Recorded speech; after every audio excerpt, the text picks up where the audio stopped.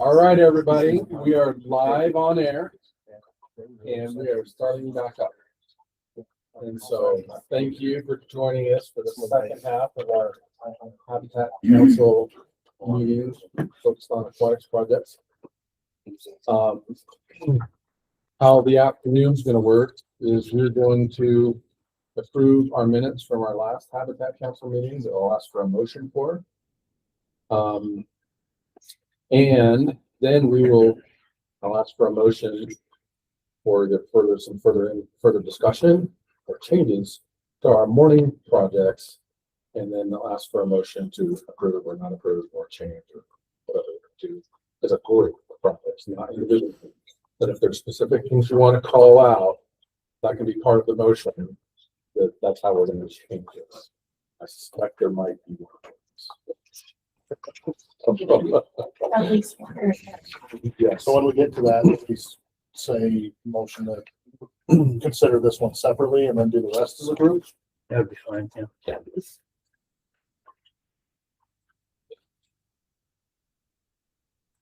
Yeah, or what we'll do is we'll kind of just let you all bring up the things that you would want to change.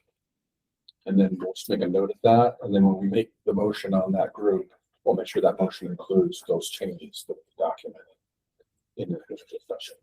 So then after we do that, we're going to hear a presentation about a habitat management plan for a Loafer Mountain wildlife management area in the central region. Josie, to do that, right? Good. And after that, we'll jump back into the second group of projects, aquatics related projects that are on the newspaper agenda or on the online agenda. It's been passed out. So with that, we have a motion. Well, I'll ask for questions. Any questions about that? Okay. We have a motion to approve our minutes from February 4th, which is what we're approving is the voting that took place. And I'm asking you if you have any questions about what we approved then. On that whole approved minutes. Okay. February 4th. I have a motion to approve. A second. Oh, from Blake. I've got a second. From Jeremiah. All in favor, say aye. Aye. Any opposed, say no. Okay, motion passes.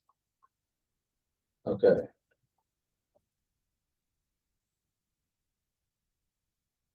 Notes. Okay. So the next part is let's discuss this morning's projects. If you want to have a discussion about anything specific, now's the time. I'm just going to open up the floor for you, council members, to bring up any of those projects that you want to discuss and potentially change what was presented that would be part of a single motion to include them all at the end of this discussion. And I've got them listed up here if you want me to bring any of them back up. Okay, yes, she can bring it back up on the video, see pictures or footprints of the project or whatever. Who wants to start? Austin? So just what I saw is project 7744 would want to be split into two and considered separately in my mind. Okay. Any discussion to that idea? No? Did you have someone thoughts through? I did. Yes. I guess we'll discuss the halves here in a bit. We want to go through the approval process. Or do we need to do that? Yeah, now? do that now. So we'll document it and then we'll just say, you know, this is what we decided on, will be part of the motion. I'll provide my thoughts and recommendation. The upstream boat ramp and parking lot, I would approve or recommend approval. That project is fine. It provides a benefit to anglers that's needed. There's an improvement there, which I appreciated. The downstream site, it's not our go. You know, that project is to benefit landowners, erosion issues. That's someone else's job. That's NRCS's job. And Or force required. forest required state lands. My recommendation would be to advise Brian to, you know, grab those people that are probably more relevant than us and take a field trip and explain those other funding sources and extricate himself from those discussions. Any different discussion from that? When we asked him to split it, looking at the funding, he didn't have it split where Habitat Council was for funding. It looked like the downstream, the bank reinforcement portion, blue funds the remainder. So he'd probably revisit that split, I would assume, if for each project proposal. My thought is we would probably just split it in half like we usually do on other projects, but Yeah, so that's probably what we'll do. And so whoever makes that motion, we can include that is the motion can include splitting that funding of the blue ribbon line item between Habitat Council and Blue Ribbon, and we'll remove the upper piece for 270. It includes the project for the stream restoration work downstream. Okay.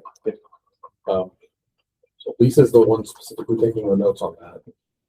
And so when we say as discussed in the notes, that's what we're referring to. Anybody have any ideas different from that? So I'm calculating the Bridgeport will come to about $112,500. yeah, that's his We'll part split that here. in half. Perfect. Okay. Mhm. Okay, so the Blue Ribbon crew are gonna have a very similar discussion. I understand, so. So do you want a motion? No, that'll be in the notes that's what we're changing as part of the motion to approve them all with the changes to this project. Are there any other projects you want to discuss? I had a couple. Okay. Pelican Lake, the project is valid. There's an issue there. And the project will benefit anglers. It's just there's a phase 2 that I wish you would have described along with this project and just, if we can have him as quickly as possible. My recommendation would be to approve the project as is with the request to give us basically a bare bones project proposal for what phase 2 would look like. Because I assume it's going to come back to us, and I'd like to see that before he gets any money for the first one and make sure that his numbers are right. Okay, I got that note there too. Would he bring that back by the budget meeting? He could, I'd say we could ask him to. If you notice on the Penguin Lake one, Nick did that there. There's a fiscal 27 and a 28 amount in there. I'm thinking that's what you'd like to see. Yep. Yeah, that's exactly. So you want to see it as one single project, but just a 2-year project? Yeah. Just so everybody's clear on what we're getting into. Any other discussion on that? So on that project? I think that sounds okay. The Duchesne River project, it sounded like a shithole. So the project is valid. It's just that the way he described it, it's a small, I think 150-foot project. And I'm not a river restoration expert by any stretch, but the effect there's a house on the next corner. And I just want to make sure that we really thought this through as to what happens when we push the water away from that shore. There's other landowners in that area that may be at risk by that action, thinking of it so small. I don't know. Does that make sense? Chris? I think it makes sense. I was curious what the cost on that was. It struck me as quite a bit for a mile. But we'll disclose it. We do have Northeast Region staff online that can answer these questions. They are welcome to participate here too and help us with this discussion. Yeah, I mean, if you're okay with me speaking on it, I'm Absolutely. yeah. So we did kind of think about that. That was where the thought process behind the look downstream crossing was that way we can kind of help with the grade, so we're slowing that water back down, kind of increase the elevation of that pool. And so, with Garn's approval, kind of my vision of it, we both feel that we wouldn't be causing any downstream harm. Garn's a lot more experienced than I am when it comes to this, so you know, I trust him when he's saying something, but you know, it is something we could always take some more consideration into, but and I do appreciate the thoughts around that. Yeah, I agree. The project is needed. It's Yeah. just, when I look at it, I'm like, well, if you push that water, then what happens to it? Right. You know, and you just described a really small section of that. I think of, you know, maybe a broader presentation at some point Yeah. would be worthwhile. Yeah, and I think that is something we could consider. The big thing that we're kind of running up against is it has to happen. If the water rights is starting to bring it down the neck of this landowner, and we're looking to make sure that we can kind of accomplish what's needed. That way it's not going to cause any effects when he does it. You know, one of the things, and maybe I should have touched on this a bit more, is that outside bend is starting to form a pretty good pool. So, you know, the water slows down in that first probably 20, 30 feet, but it's still going to kind of cause that swirling action that chews up the tank. So that's really kind of our end goal is to prevent that, but I do appreciate the insight on potential other effects. To speak on the cost, a big part of that cost is materials. There's no local rock that we can use to armor this bank. I'd love to use something different, but we just don't have the space and access to that property. So really, it's just trying to find somebody to haul 450 yards of rock to the project site at a reasonable cost. You know, I've got a couple estimates in there. I figured I'd lean on the high end. If we can find a local or a more local quarry, that's great. Carson gave me insight to another one that we might be able to reduce those costs overall, but wanted to overestimate to make sure we have enough project done.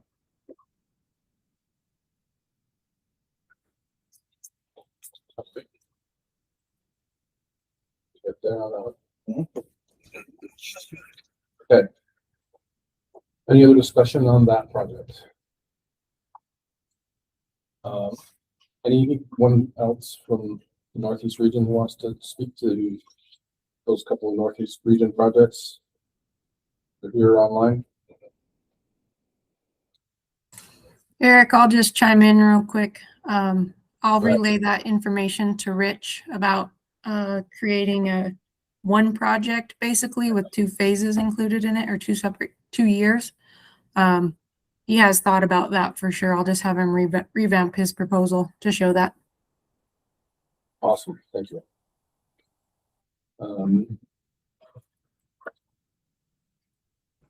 Hey, any other projects that you want to discuss and change based on what was presented this morning? Okay.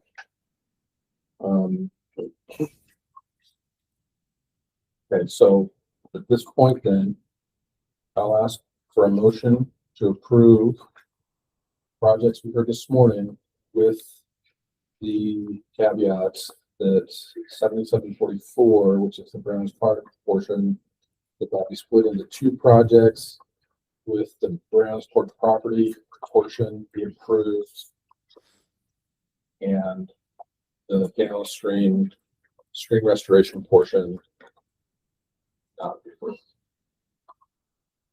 Okay, that's what we talked about. And then additionally, project 6040 Pelican Lake, request for a phase 2 estimate, bring that back to us by the budget meeting. Request for that one. Okay, we have a motion as per what we discussed to approve with those 2 caveats. Second. Second from Drew. All in favor, say aye. Aye. Any opposed?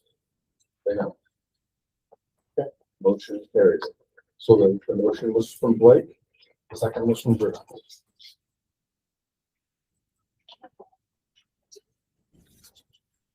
Okay, you're good on that, Allison? Mhm. Okay. We got that part done. All right, we'll move on to the presentation of habitat management plan for the Loafer Mountain Wildlife Management Area. Josie, you're up. Hey, so my name's Josie Siemens. I'm an impact analysis habitat biologist in the central region. We're going to talk about the Loafer Mountain Wildlife Management Area Habitat Management Plan. go to the first slide. So just a little background on purpose of WMA ownership. DWR owns these properties with an emphasis to preserve and protect crucial big game habitat, minimize wildlife depredation on nearby private lands, and provide hunting and fishing opportunities. This WMA fits all of those except the fishing side of it. So, with the habitat management plan, according to state code, DWR must prepare a habitat management plan for each WMA we own. And in the process, we invite interested members of the public, adjacent landowners, local governments, to participate in this planning process and implementing these plans. So, I'm here today. So in the habitat management plan, we can include a description of the property and kind of explain how the WMA will be managed, how it pertains to and will meet the relevant goals and objectives, mostly in our species management plans. So with this property fits in with mule deer, elk, and mountain goat in particular, also with mountain lion and bear, and then just the strategies that we use to carry out those goals. So Loafer Mountain WMA is in Utah County, borders Woodland Hills and Salem City on the west side, and Highway 6 on the kind of northeast end. You got a little bit of variety in land ownership or surrounding. We have some Forest Service, BLM, and then private on both east and west sides. It's a total of 12,399 acres, with most of that being purchased in 1973 with from Sitla, and then we added 2 parcels in 85 and 88 on the backside here and on the east side. So some main wildlife species on the WMA: primary species mule deer, elk, mountain goat. We transplanted that mountain goat back onto the mountain in 2009, I believe, was the original transplant there. Since then, we moved them on to Nebo itself, but the original one we did on Loafer was a few years before that. Secondary species are a lot of up on game birds, raptors, songbirds, cougars, bears. Pretty diverse WMA in our region. A lot of our WMAs kind of focus on winter range. This is kind of a exception to that. We go from 4,800 feet elevation on the Salem side to Santaquin Peak is almost 11,000 feet. So pretty wide range of elevation and habitats. So, habitat characteristics, I don't know. Well, there we go. Like I say, it consists of pretty wide variety of habitats from the lower elevations, and then we move up into subalpine and alpine habitats up higher. These are some pictures of some guzzler areas that we put. There's pretty limited running water on the WMA, so over the last few years we've put a handful of guzzlers on the property just to try to increase water availability. The next slide. Yeah, then there are some noxious weeds present. This WMA is pretty limited on vehicle access. There's one road on the west side coming in from the Dream Mine property. We do spray noxious weeds along that, but this is pretty road-wise is pretty inaccessible on a steep property. So weed-wise, we're kind of minimal on that. Some of the management issues we worked through on this property, kind of see it a little bit in that picture, but it is included in the fire scar from the 2018 Bull Creek fire. That was 100,000 acres. A good chunk of the lower to mid elevation of this property burned in that. and public access and use. Sees a lot of seasonal use, especially with hunters. But like I say, there's pretty limited road access. So just with the location of it, we do have some occasional boundary and depredation issues. There's pretty good population of elk that some are on the mountain and then spend a good portion of the rest of the year down in town in Woodland Hills and Salem. Spend a pretty substantial amount of time working through issues with that elk population. So try to minimize that where we can. So. Then as far as management goals and objectives, we try to work it into to meet goals and objectives in the wildlife action plan, as well as our individual species management plan for deer, elk, and mountain goat. Some of our habitat management strategies, like I mentioned, control noxious weeds where is applicable, restore and maintain our sagebrush and shrub habitat in our lower elevations, and then just improve water availability. This is one of our guzzlers we put in last summer as part of a project we did on Loafer and then Dry Mountain to the west. So.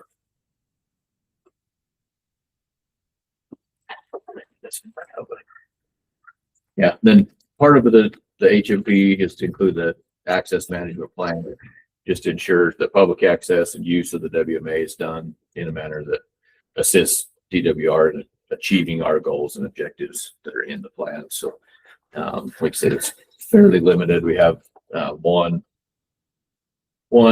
road on the west side that's through some private property that we have some access issues there, and then this blue one on the east side is through CWMU on the back side. So pretty limited public road access, but most popular, there's off the Nebo Loop Road on the south, there's the main trail to Santaquin Peak goes from the forest to the south and then up onto the main peak. And then in recent years, we've actually had a couple use that greenish trail on the north. It's kind of more of a user made trail. We're trying to sort through some issues there on how we manage that, but it comes up behind the gun club at Spanish Fork. So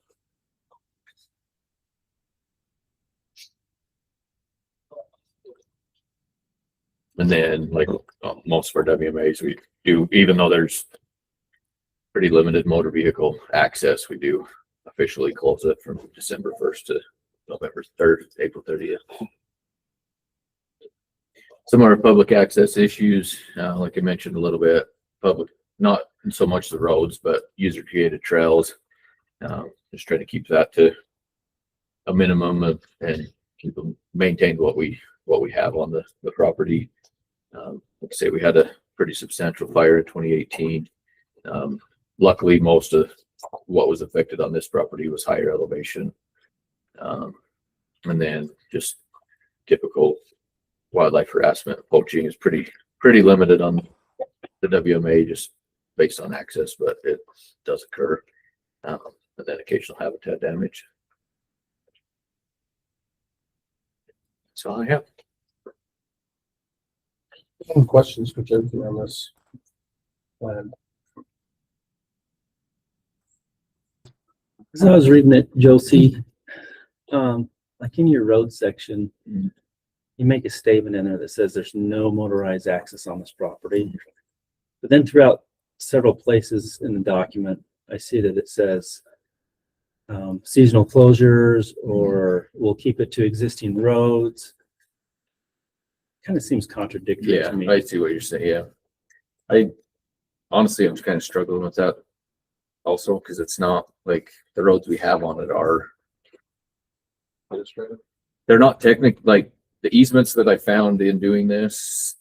Like, at least one of them says that it's open to the public in the easement. It's never historically been that way. So we're kind of trying to navigate that. It's as of right now, there's no. Is there public access to the beginning of the easements? That's what we're gonna have. I trying to sort through. We could have an easement that our property has public access and then it abuts private land. That's what we're trying to see. Yeah, it's like technically it's an easement through there, but there's no way to get to there. I made a comment in there. Maybe go back and look at your statements in there. Because I think we need to Get some- define that, but your yeah, road I- section definitely says there's no motorized Yeah, access on it. I see what you're saying. But then you say, yeah, then there's seasonal closures, and Yeah. that just seems Yeah, contradictory to to me. clarify it easily, just say that while there are public easements, road easements on the property, there's not access to physically accessible. accessible. Yeah. Correct. But, I guess the other thing I would maybe like to see is what is the future plan to try to get better access? I mean, I'm looking at in Onyx, that west side access. There's trails through Salem City Mhm. that hit the property. Are those viable at all, or are those just walking trails or? Trail wise, it's pretty, there's a lot of access, non-motorized wise.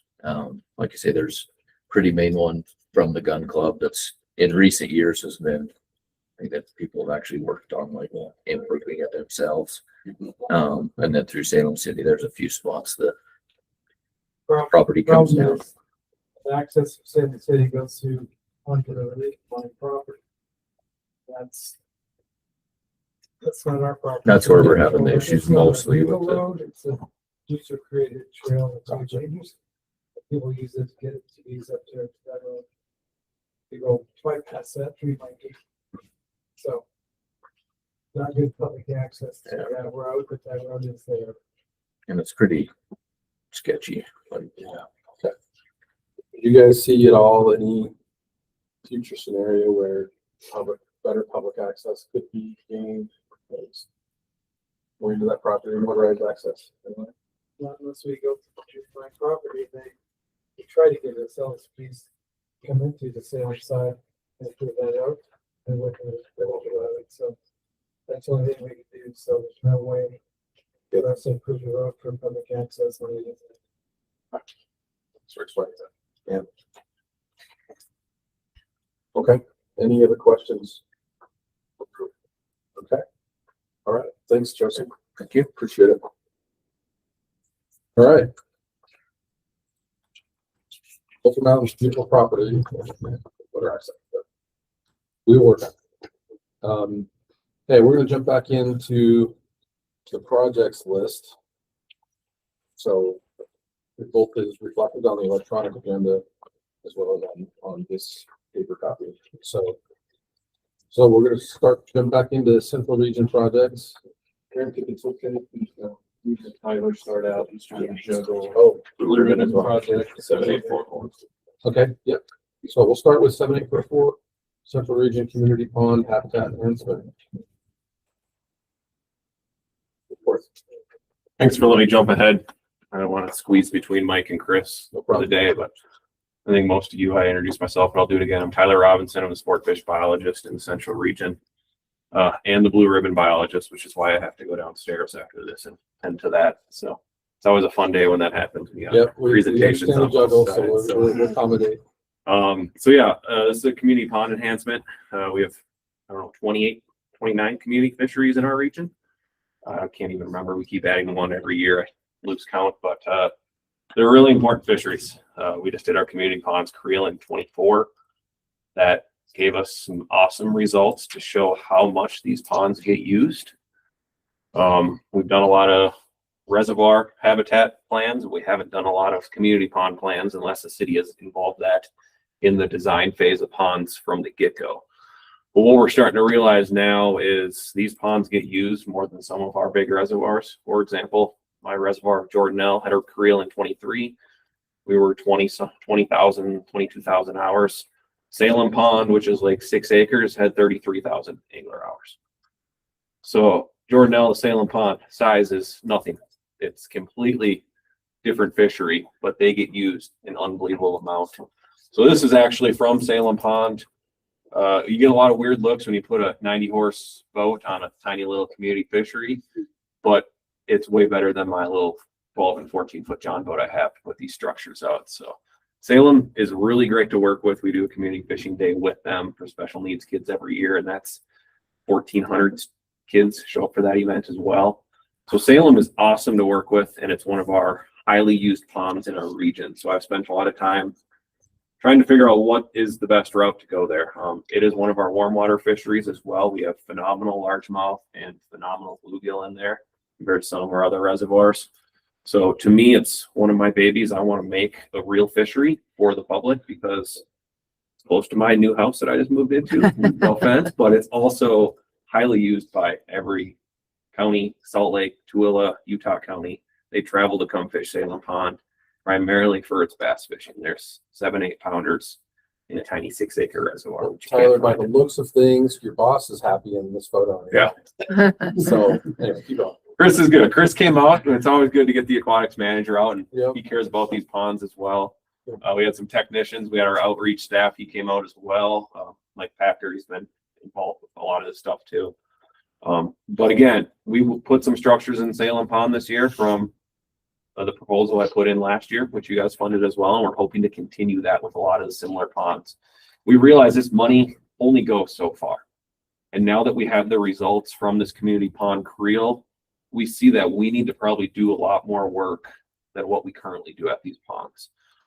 That first picture, there's a side imaging overlay that I took when we were mapping out there. And as you can see, that's the bottom of the lake right in the center of the screen.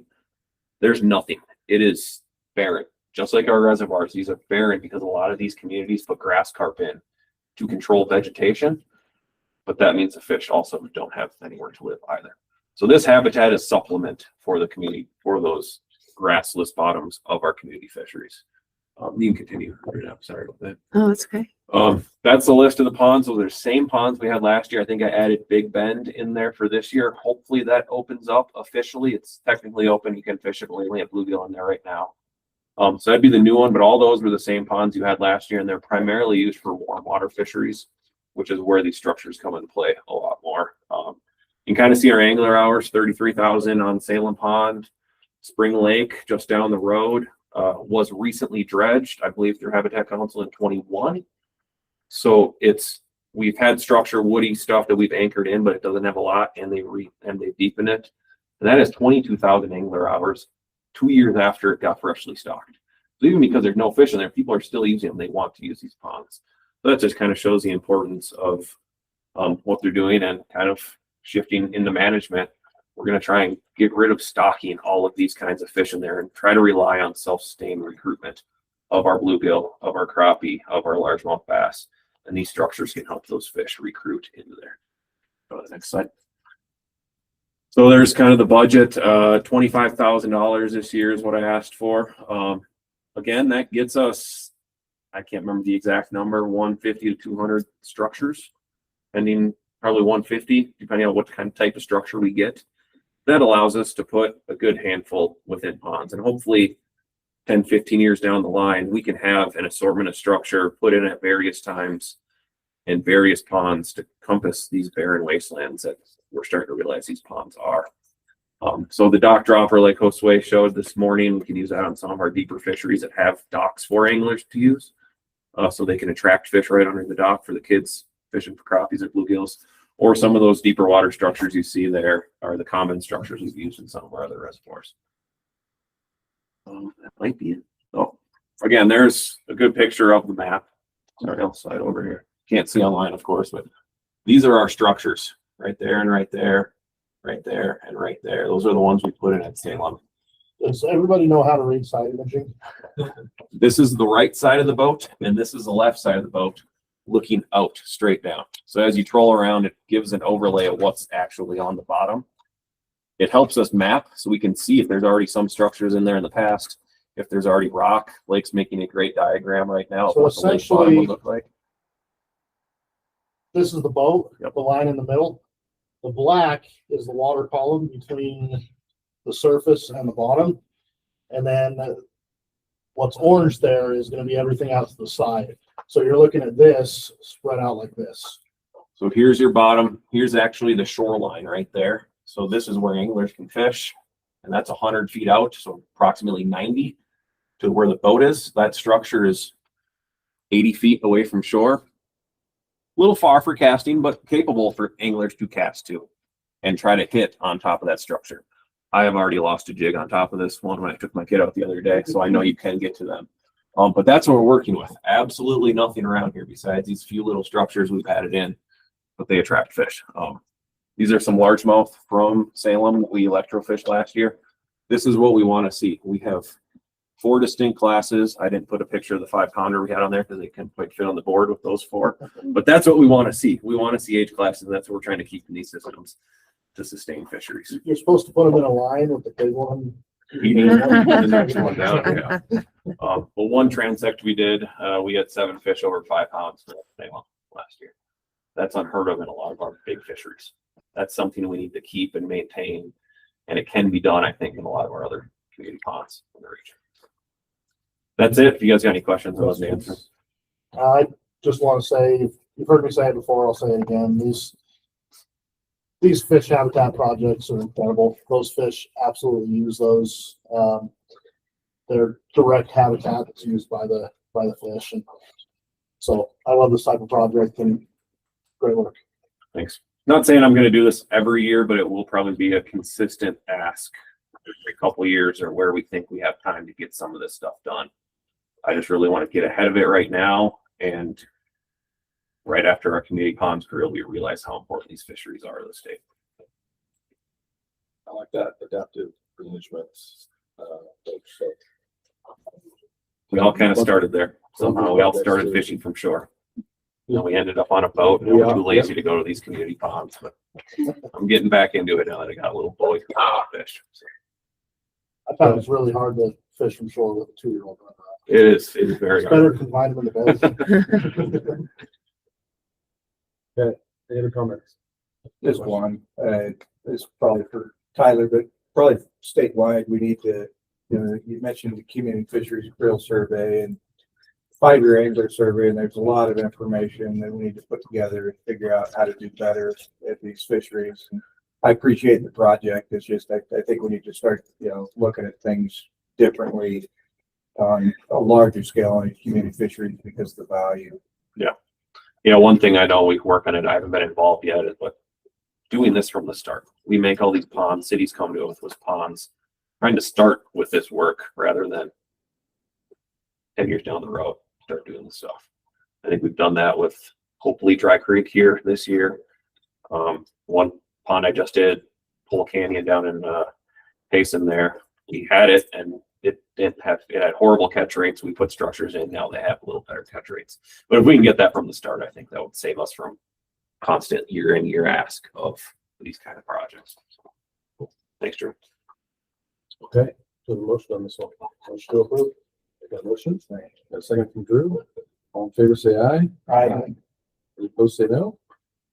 Okay, motion passes. Okay, Thank you. is that it for you? Yep, thank you.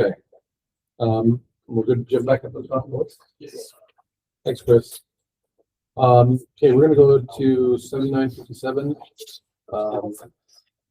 Lake Hill, Angler Access and Habitat Improvement Phase 2. If you need a PowerPoint and the images and documents, there may be a couple, just make sure we use one that says, yeah, March.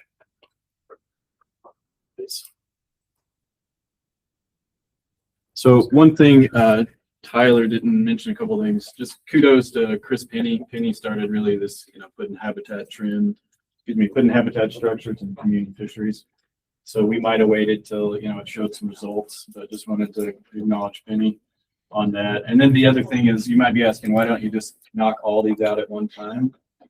These structures take quite a bit of space, quite frankly. So we run into a storage issue within our own regions when we're trying to keep these out of the sun, keep them safe, etc. So there may be definitely a better way forward, but if you're like, why do you guys just do X number a year? It's often because we're having trouble storing them. And then also just from our standpoint, we've got a lot of other priorities. So we're only putting out certain pots. So, and I'll have to have Blake give me a tutorial on sonar later because apparently I've been reading it wrong and that's why I can't catch any fish. Oh, that's for other. Yeah.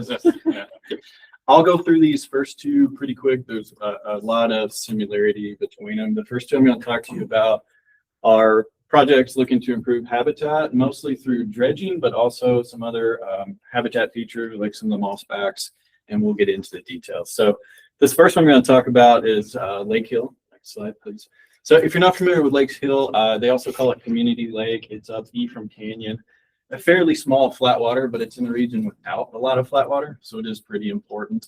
We haven't done a creel there, but just based on some of our other waters, we figure there's probably 2 to maybe up to 5,000 angler hours per acre, just kind of highlighting these are some pretty important ponds when you think of them cumulatively, even if when you look at them individually, they're fairly small. So I'll show you guys some more pictures here in just a minute, but just to orient you, we've had a lot of sedimentation, mostly local sedimentations from the area. It's gone from, roughly, it was never very deep to begin with, maybe about 6 feet in depth, to a lot of the areas are now only about a foot, foot and a half deep. You can see some of these areas where we have weeds and cattails that are starting to solidify that sediment. So basically, we're just losing a lot of depth. And with that, we're losing fishability, right? But we're also just losing fish habitat. So what we'd like to do is go in and dredge approximately 3 feet of that sediment out, get rid of these cattails. That's going to be the bulk of the work, but we're also looking to delineate the fishing area. This is also an access road, and this is also where you have, 5-year-olds with their lawn chairs. We're going to delineate that with some boulders, try to make it a little bit safer. While we're there, we're also going to put some of the habitat structures in that you guys are now familiar with that Tyler talked about, and grade and add some road base to the access road, to the Forest Service access road.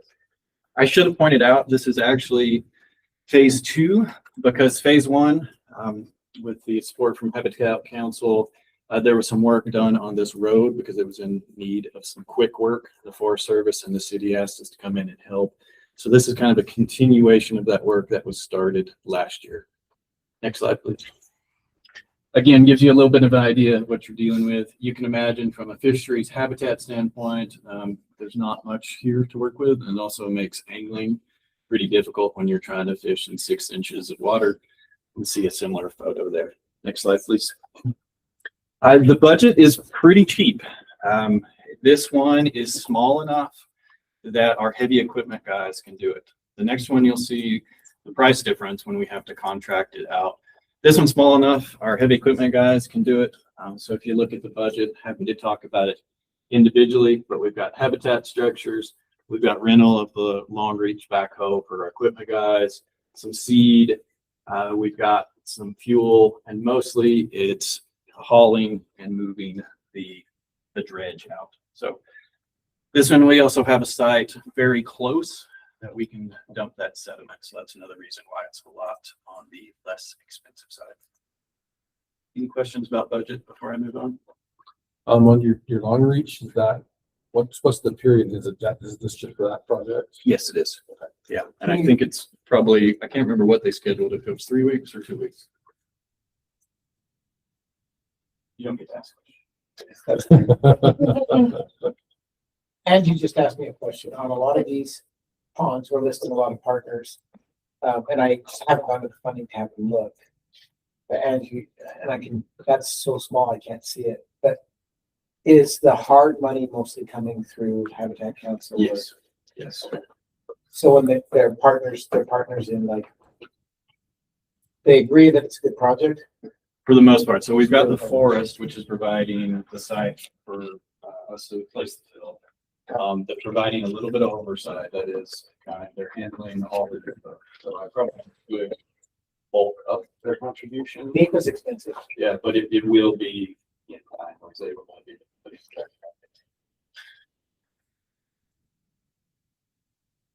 Yes, I'm wondering, are you looking for like? No, I was more of like the other one, like the community fisheries, like. I would say this is up Eastern Canyon, but it's still more of a community fishery. Right? Am I looking at it? It's not classified as a community fishery. I mean, it has very many similar features, but it's not where we have a local municipality.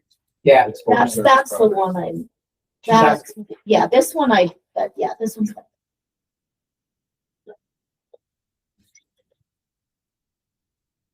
Next slide, I think everyone probably understands, but I'll just go through this real quick.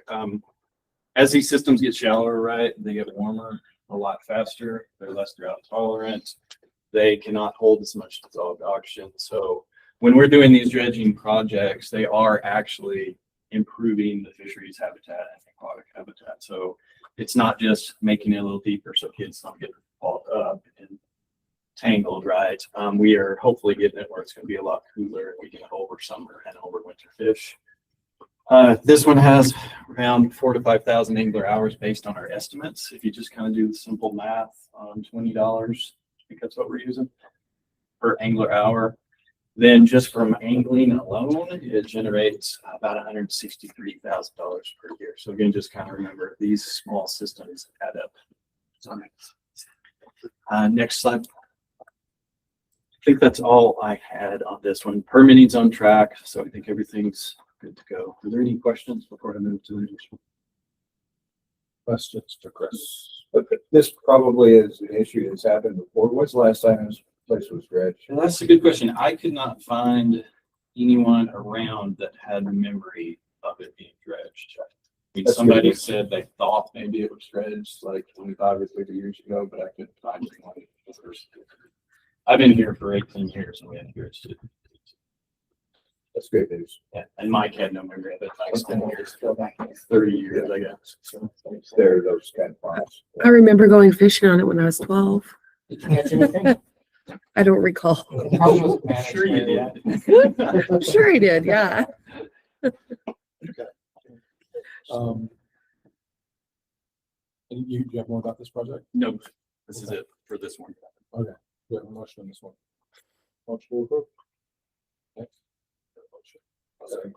That presentation has the one. Yeah, there you go. Motion from Blake, and a second from Drew. All in favor, say aye. Aye. Any opposed, say no. Okay, that's right. So Angie's already got me nervous now because I know what she's going to say about Can you do park budget? Okay, so very similar project, very similar goals. So if I go through this one pretty fast, you'll understand. Another project looking to dredge sediment. So sorry, Canyon View is located, it is a community fishery, it's manages community fishery. It's right there, located at the mouth of Spanish Fork Canyon. And it is one we have some creel data on, which I'll kind of talk about this in a little bit. About 10,000 angler hours on it. Why now? Spanish Fork City's done some improvements on water delivery. So we're feeling a whole lot better about water delivery. They now have a secondary option when it gets dry or when it gets low to use some of their irrigation water, their golf course water to keep it up to snuff. So objectives pretty similar, except we're looking to remove more than about 5 feet. So we're probably, roughly double the cubic feet of sediment. Installing fish habitat structures, an aeration system to benefit it. And there is another proposal that Spanish Fork City is putting forth to Division of Outdoor Rec to make some other more park-like improvements. And they are also within that DOR proposal going to cover hopefully about $85,000 worth of dredging. So there's definitely some overlap between those two, but when you're looking at my budget, you're just looking at kind of my side of things. Next slide, please. So probably anticipate where this is going. This one, it is a considerably more expensive project. Most of it is for the dredging. The dredging alone total is about $282,000. So considerably different from that other one. There's more sediment, and quite frankly, we have to contract this one out. So that's most of the cost difference on why you look at this one and it's more expensive. So that's where most of this money is. We do have outdoor rec, hopefully contributing about $85,000. That project, I think, just got submitted, so I don't know if that's going to get funded or not. There's some other pots in there looking at aeration system, a little bit of rock that we often use for some habitat features, and some contributions from Spanish Fork City for their using their dump trailer and helping us move some of that. So I'm asking for from WRI Habitat Council about 220,000. I'll pause, see if there's any questions on the budget or any discussion. What's the date for the outdoor rec approval? When will you know that? I'll have to check. It seems like they turned those around in May. Does anybody recall what that is? I will double check on that. It might be nice if I could know that before your guys' budget meeting. Yeah, Might we're come in. kind of done. April 30th. And, you know, Eric and I were talking about this with a different project, but if this seems a little steep for Habitat Council, of course, I would welcome you guys saying, hey, we can maybe cover X amount, ask the city to pick up another, you know, amount and put some extra into TOR. So don't want to make your guys' decision too easy for you, but It might be nice too, just to have some of the additional that Spanish Fork might be putting towards the project. Like, even though it may, I know it's just this project, but like the project as a whole, I don't know, just yeah, the entire project they're putting forth the DOR is something like $400,000. I think that's where my struggle is I would like to see, and it's not just on the fishery aspect, I've said it on a couple other projects in the past years, but I'd like to see the city or the county put in more towards it. It is good to see that when, you know, if they're either an actual partner or should be. And I'll speak to that a little. We have 50, 60 community fisheries. We don't maintain any of them as far as the actual, you know, maintenance of any The part of it, facilities, except for the actual fishery. We don't own the water, we don't own the land, and we don't maintain anything above the water. Now, if you listen correctly to Tyler, the return on investment of these fisheries for us is huge. I just did a quick back of the napkin figure on you know, the 300 acres or 350 acres of community fisheries we have. Multiply that by, you know, the number of anglers that use them, and it's about $20 million that this brings into the agency, these fisheries, just their use. Now, that to me is a good return on investment, especially when we don't maintain anything but the actual fish in the reservoir or in the pond. And what we get back is we get a lot of anglers in our future. So I have no concern over, you know, the money invested in community fisheries. Additionally, this particular town was the first community fishery that we had. They were number one, and they helped us with the other 60 that we have, bringing them into the fold because of the trust and relationship we have. So it's bigger than just an investment in a fishery, just one. It's an investment in a partnership that has delivered us all of the other community fisheries that we have within our program. And maybe Drew, like, we need to just show that a little better. Like, the actual cost of this project or maintenance, it's not really 327,000. It's probably, by the time you add in the water and things like that, it's millions and millions of dollars. And we're coming in at a very low percentage of what that is to do this project. Yeah. And it's hard to describe all of those intricate things, you know, because it's not just canyon view. You know, that isn't the project. The project is a community fisheries program and an investment in that program and the return of the division. It probably do us a good, you know, this group, Chris, we just finished that community fisheries creel survey, and that report is coming out here within a month. It'd probably be worth time just coming back and presenting just, you know, in an abbreviated fashion what we're really talking about here, because I don't think anybody really appreciates it. Yeah, if it's out by our final funding meeting, great to see a short presentation of that. Would be fantastic. The guru is back there, so I bet he. I can do it. That's a very good point. Drew, is, you know, these, especially if you're familiar with this area. In other words, the city, it's the city's water. It's the city who maintains the grass. It's the city who maintains the 2 different restrooms, the parking lots, etc. So, and I could easily inquire with them if they knew what their management costs were, and maybe that would be something I could include. Well, in this. I'm just gonna, I guess I'll just say, you know, I agree. And there's not any way that I would ever say no to like funding this, or if we didn't have more information at all.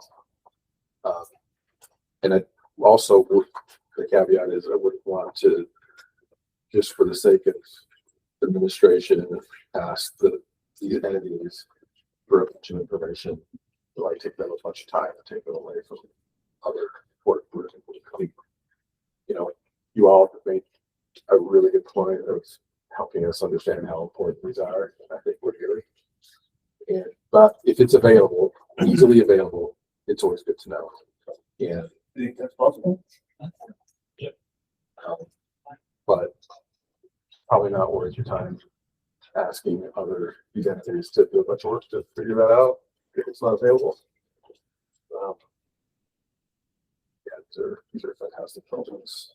So, and I will clarify when we would hear something from POR, and that may.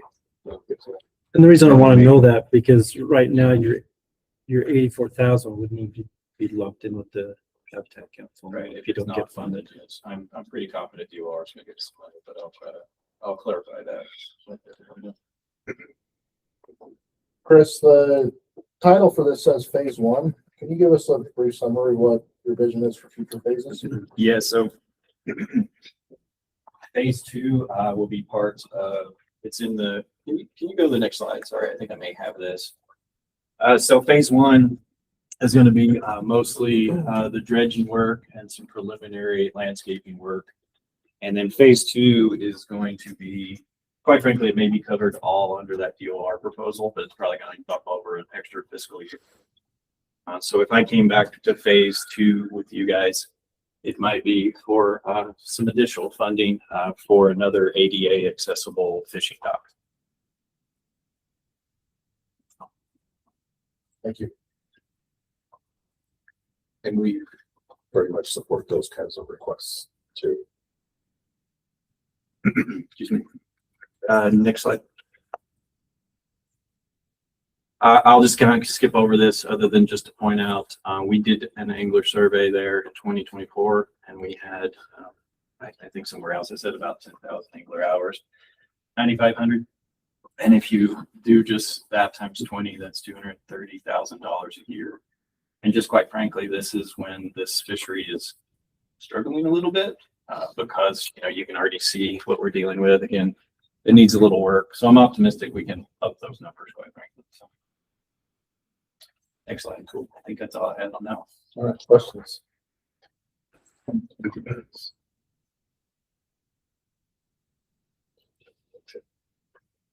I just have a question, a little off topic. Are they still doing their youth fishing program there? Yes.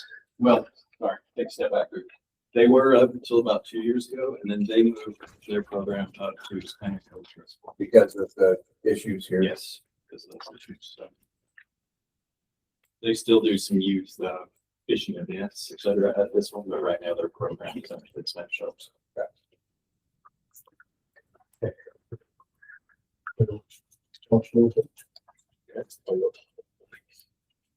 Second. I'll say this. Second from KMT. All in favor, say aye. Aye. Any opposed, say no. Okay, motion passes. All right. You on the next one too, Chris? Yes, sorry about The that. 70-15 feasibility study, jetty pier fishing platform from Pelican. So this one is just basically to show you what sort of pretty pictures I can get by feeding it into AI. The first couple I did had it like, you know, all out in the lake with no way to get there. So, but, this one maybe take a little longer discussion. Sorry about that, but it's a proposal simply to do a feasibility study So some kind of upfront analysis and engineering to determine the best place for a fishing centric jetty or pier platform, whatever you want to call it, on Utah Lake, which would conceivably look something like that. So we're not too far off, really. We're looking to do something more than just one little platform that goes dry every year. And we have some breakwaters already on Utah Lake that might be able to be retrofitted, but this would be something that would kind of be more fishing centric. So next slide, and I'll kind of give you a little bit of the background on this one. So really what started this is we had our Utah Lake Creel a few years ago, and then we also had our Utah Lake Fisheries Management team, our advisory council. And one of the things that kept coming up when we were visiting these sites, we did a review of all of our Utah Lake access sites. One of the things that kept coming up no matter where we went to, and when we were talking with anglers, is there was a desire for more fishing piers, fishing jetties. Everybody kind of called it a little bit different thing, but basically a place that you could take kid fishing, you could have ADA accessibility, and that is resilient to the water levels that we see at Utah Lake. So if you've never fished Utah Lake, you're missing out, first of all. But it's a pretty shallow lake. You can have annual variations of 3 feet, 3 or 4 feet. You can have yearly variations of even more. So really what it comes down to is it can be problematic if you're trying to fish from shore, especially with a kid, or if you need ADA accessibility. Because one spot that might have water one year is now either completely dry, or it's a giant mud flat. Or if you've ever fished any of our rock jetties that are breakwaters, what's in between you and the water is basically a pile of cracked up concrete with rebar literally sticking out. Not exactly a great recipe for a wheelchair or somebody that's disabled or kids. So that's really what's driving this. So we're looking to put together a feasibility study to basically look everywhere around the lake where we've got public access and determine the best location for that. That would include, next slide, I think, let me cover it. Yeah, so that would include things like proximity to recreational amenities, but it would also include water depth, wind shear that we would anticipate, resiliency to changing water levels, to essentially try to find the best place to put it where you're going to get no bang for your buck, keep you within fishable water, where it doesn't just like go dry. So this may seem like an easy idea, but it's really pretty complicated when you start looking at the bathymetry and some of the winds on Utah Lake. So it is mostly just engineering cost. We do have some great partners. I think maybe Sam Brager's online. Utah Lake Authority's supportive of this. It also fits in with some of their site-specific planning efforts that are going on. And I mentioned kind of the involvement of the Utah Lake Fisheries Advisory Council. Next slide, please. So Blake and I already talked a little bit about cost. We have done something similar at Fish Lake quite a few years ago, and it cost about $150,000. When we started trying to get bids on this, everybody was kind of floating in that 180 to 250 range. But I will say right now we are reviewing the qualifications of 2 different firms, and part of that process is once you pick one, you actually have some discussion and negotiation on the price. So I'm hoping that this price is about where it should be. That process should close probably within the next 3 weeks. So I think I could have an updated price before your next budget meeting. But I just wanted to let you know that seems to be the cost of doing business right now with these feasibility studies. The pier or jetty that we would likely install, again, it kind of depends on what they suggest, but that would probably be $1 million to a $2 million project. So when you're thinking about your investment, we are looking at kind of an upfront investment to hopefully get it right. Right now it's listed as about $180,000 from Habitat Council, $100,000 from Outdoor Rec. Again, I welcome any suggestions on how to split that up, discussions on the budget. You're welcome. I just had out to So, maybe, go ahead, Sam. Thanks. Sam Brager, the Deputy Director of the Utah Lake Authority here. I'm the one working with Chris on our side on this idea. And I just wanted to echo what he expressed, that first off, the authority is very supportive of this study moving forward. It fulfills the fisheries management plan that I serve on that committee with Chris to help DWR with that, but it also fulfills the recreation access plan for Utah Lake and our Utah Lake management plan, as well as a variety of other efforts in trying to improve Utah Lake's amenities. To Chris's point too on value, something I wanted to add is that I know Chris has been talking more in the singular realm with the images and his discussion of, one jetty like this, but I think an outcome that's also important to highlight is that from this study, our hope would be to actually do multiple platforms all across Utah Lake. There's currently 35 public access points, 6 of which are marinas. The rest vary across sportsman access, public parks, beaches, and such. There's a lot of opportunity for multiple access points that can be improved with angler amenities. So I think there's a lot of opportunity for this to easily be a study that would inform multiple millions of dollars of investment in the lake and making sure that it's put in a good location for use as well as longevity. And then just last thought in the value in Utah Lake in and of itself. The Utah Lake Authority last year we paid Ernst & Young to do the first ever economic impact analysis for Utah Lake, basically trying to evaluate people who visit Utah Lake from outside of Utah County or outside of Utah. What's the benefit to the area? And the estimate came in at $74 million in the year of 2024. And angling is, I believe, in the top 5 uses on every survey I've ever run for type of activity at Utah Lake that people pursue. So definitely a critical use of the lake that we want to continue to support. So we should appreciate the council considering funding on this project. I've also talked a lot with Chris about the authority supporting trying to find additional funding sources. So, based on whatever the council's available to provide, we'll work with Chris and find other grants. Our grant writer is helping submit the application he's got on the screen there for $100,000 through Division of Outdoor Rec. But we're happy to help in any way we can to make this happen. Thanks for that, Sam. I appreciate you being on and providing that support. I really appreciate that. Maybe just going back to the previous question is, this current funding is, an outdoor rec grant and a Habitat Council request. Those structures are not going to be cheap.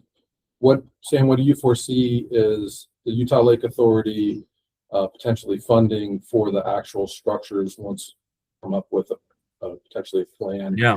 Would there be more funding involvement there from the authority? So we would definitely be involved in that. Right now, our project or our budget for capital projects is not big out of our own internal budget. We're funded directly by the state legislature through an ongoing appropriation, but it's only $1.5 million that we're given every year.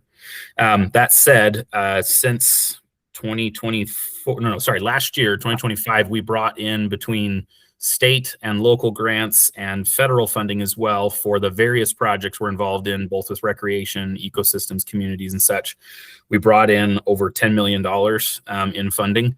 So we work very aggressively to try and seek one-time funding opportunities wherever possible. We're also in the process of preparing to commission a study later this year to evaluate improving ongoing revenues for Utah Lake. There's not currently any kind of tax or fee or anything that's for maintaining the lake. The marinas charge entrance fees, some of them in some ways, but those are for their maintenance and operation. The lake as a whole doesn't have a funding source. So the short version of your answer is yes, we would be involved. We're working currently and succeeding well with one-time funding, and we're also investigating long-term funding opportunities for the lake too that would help with projects like this. Okay, thanks for that. Any other questions or comments? Eric asked the same question that I was going to ask. Even if you don't pony up money for this feasibility, it'd be nice to have a commitment to something, when we are done with feasibility and we're actually engaged in some sort of construction. Even though you don't have a big, a pot of money, I know that from the plan, this was important to Utah Lake Authority and as such, there should be a commitment of some sort to a project like this. So that's just one comment. It's a great comment, and Chris and I chose not to put anything on a funding allotment here because there's a few things still in play, but currently it's looking like at minimum, outside of the Habitat Council request and the DOR grant, in the neighborhood of mid tens of thousands, I've been able to secure through another funding source. That wasn't final yet and signed, so we decided not to include it at that point, but I'm happy to tell Chris, because I hadn't had the chance to tell Chris yet either, that is looking very likely to happen, that we can contribute that as well. Well, that's great to hear. And just to Kobe's comments, I mean, if the suggestion came up for us to ask more from outdoor rec, we can totally do that. I do just like for you guys to be involved and have a say in these projects. And then I think everybody knows that when we do look to do a $2 million pier or something like that, you will probably see a proposal in front of you, but we will be able We would to expect bring that. a lot of other But partners. yeah, partners included, yeah. So the other thing came to mind, Sam, I'd forgotten to mention it, thank you. Blue Ribbon Council actually funded, when they did their Blue Ribbon Water, their economic impact of Blue Ribbon Water study, they also included Utah Lake. And Utah Lake was $38 million worth of direct impact from angling efforts. Nice. Probably all agree that it's an underutilized water. So $38 million from an underutilized water, you can just imagine what we like to get. What about like sovereign lands account from forestry and fire? Have they provided any potential access there to monies that they have in their account to state sovereign lands? Not yet. I think they probably would once we look at actually implementation. I would recommend you look there too. I think we love to participate, and along with partners is great. So One other question, Chris, and I know you've probably done this, but the motorboat access fund that Walker orchestrates, could this be designed or talked about in a way that it would qualify for, a motorboat access grant? I will ask Craig again. Craig has been a player in this. And I think given it's a feasibility study and it may or may not provide a breakwater opportunity, that it was not as eligible for some of the motorboat access fund. Does that make sense? Okay. You did talk to him and you've been involved in this? Yes. Okay. Yeah. But I will double check with Craig. But yes, Craig's been on this. And Craig and Sam both are on the committee to review those two firms that are putting forth proposals. Yeah. As far as Utah Lake being underutilized and its possibility, you look at that community fisheries trail survey, and Utah Lake is arguably a community fishery. It's just, it has issues, and this would address one of those issues that was identified. So. One other thing, and then I'll stop talking. In terms of ADA accessible platforms, unless the New American Port Harbor has one, we only have one of those on the entire lake to Utah Lake State Park. So it gives you an idea of where we are pretty limited on ADA accessibility. Okay, other questions or comments on this one? Yeah, I'm just disappointed that you didn't include a picture of a very particular, very large fish that was caught last year. There is a catfish picture, but I got tired of Penny rolling in the glory of Olivia's fish, so I decided I'll put that one in there. It's 24 pounder. Nice. Okay. All right. So that's all for $180,000 ask. Do we have a motion on this one?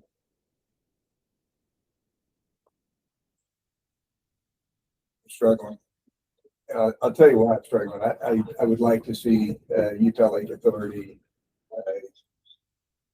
I'd like to see that commitment in writing somehow.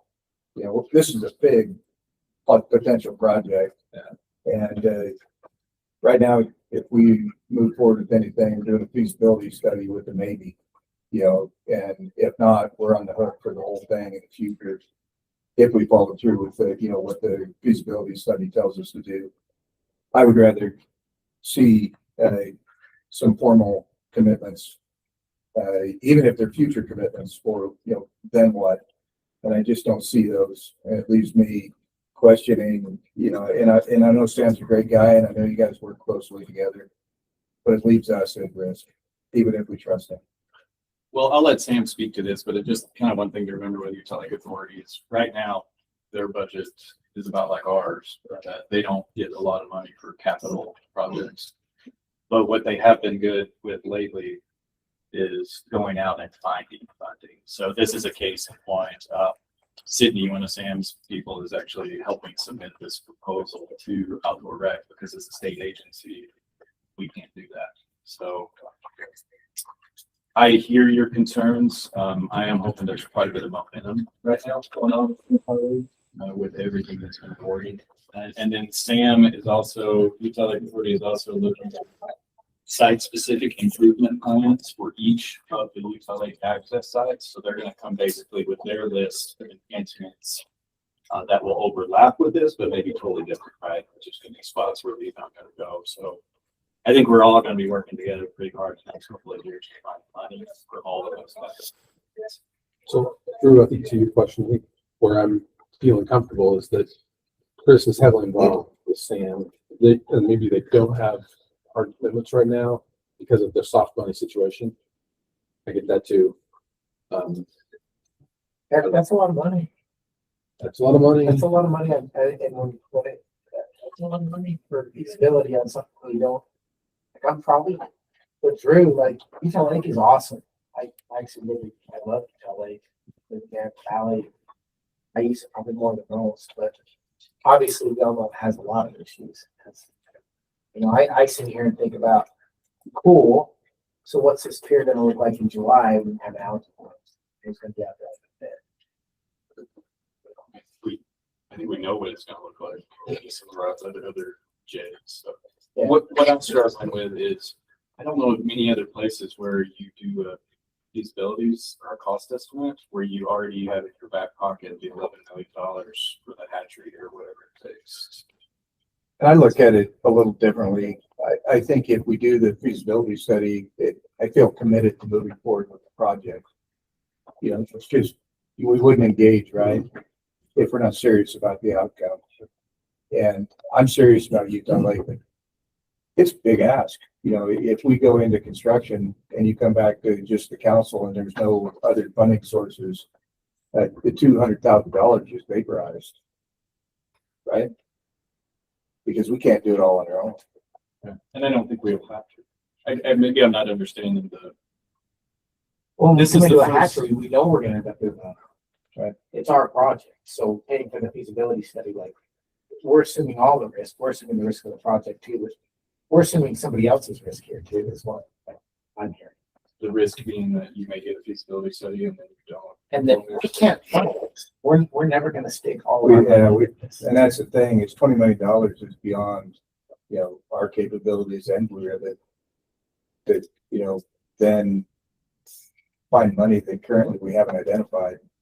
And I guess that's where my hesitancy is. I'd rather know, you know, who's committed.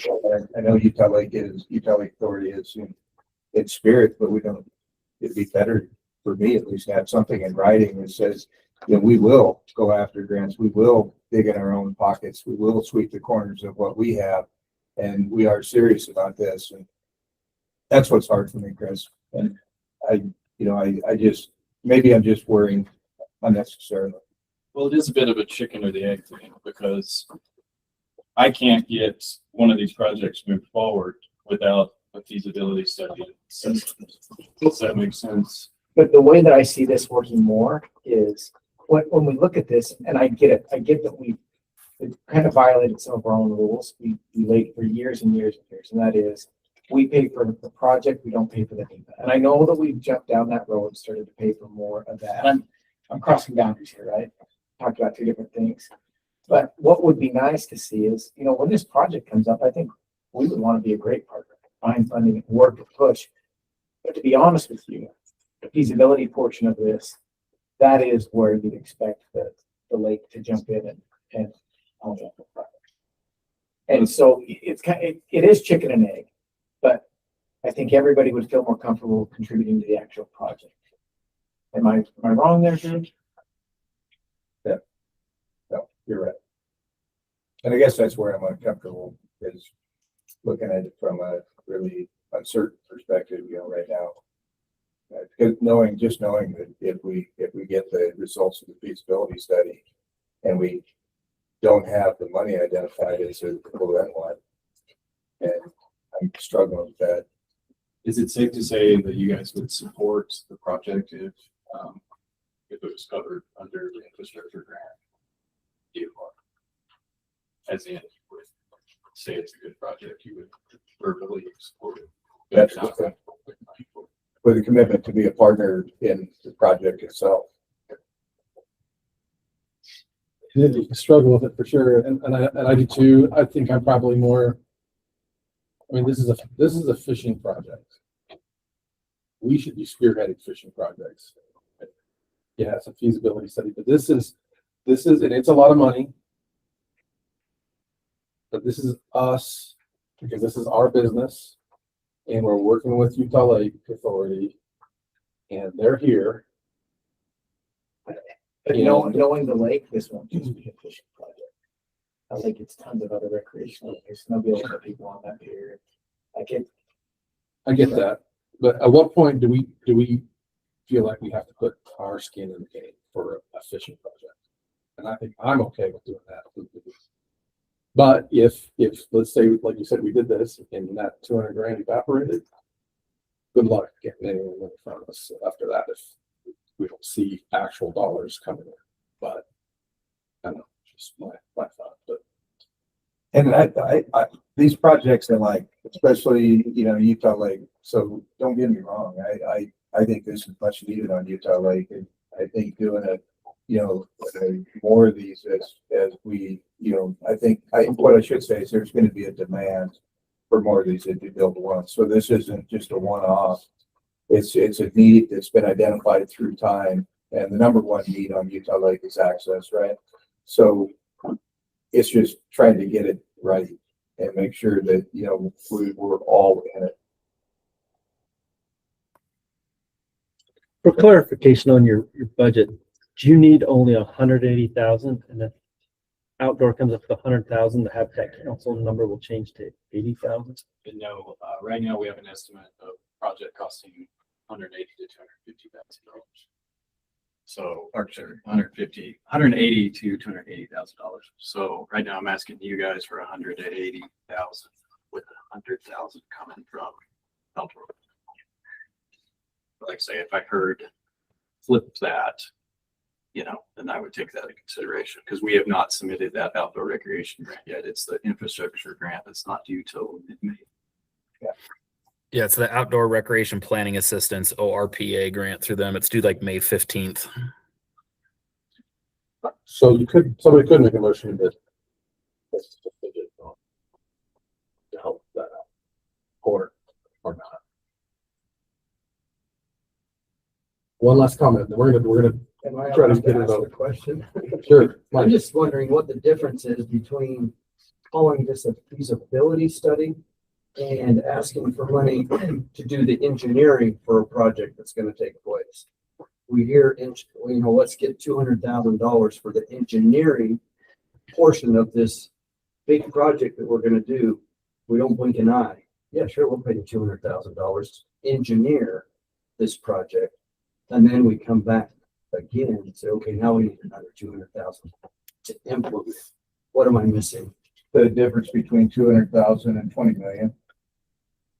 That's the difference. Where am I getting 20 million though? I haven't heard 20 million. Just the design of a project, and I think it's 10%, right?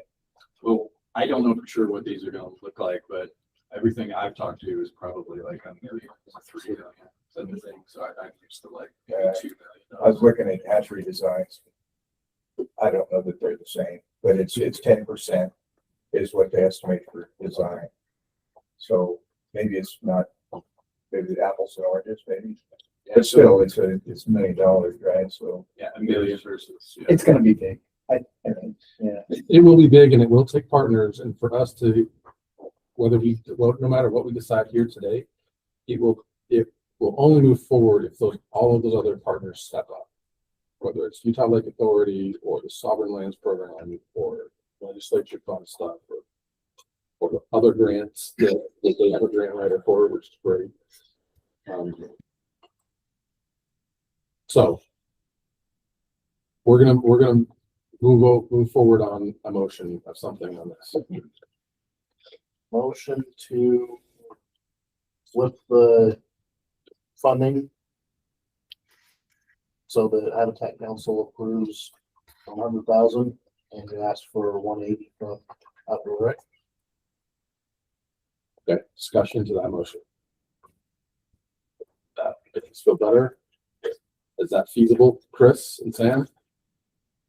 It's definitely feasible for us to ask. Yes, we have the time to do that. Suggested.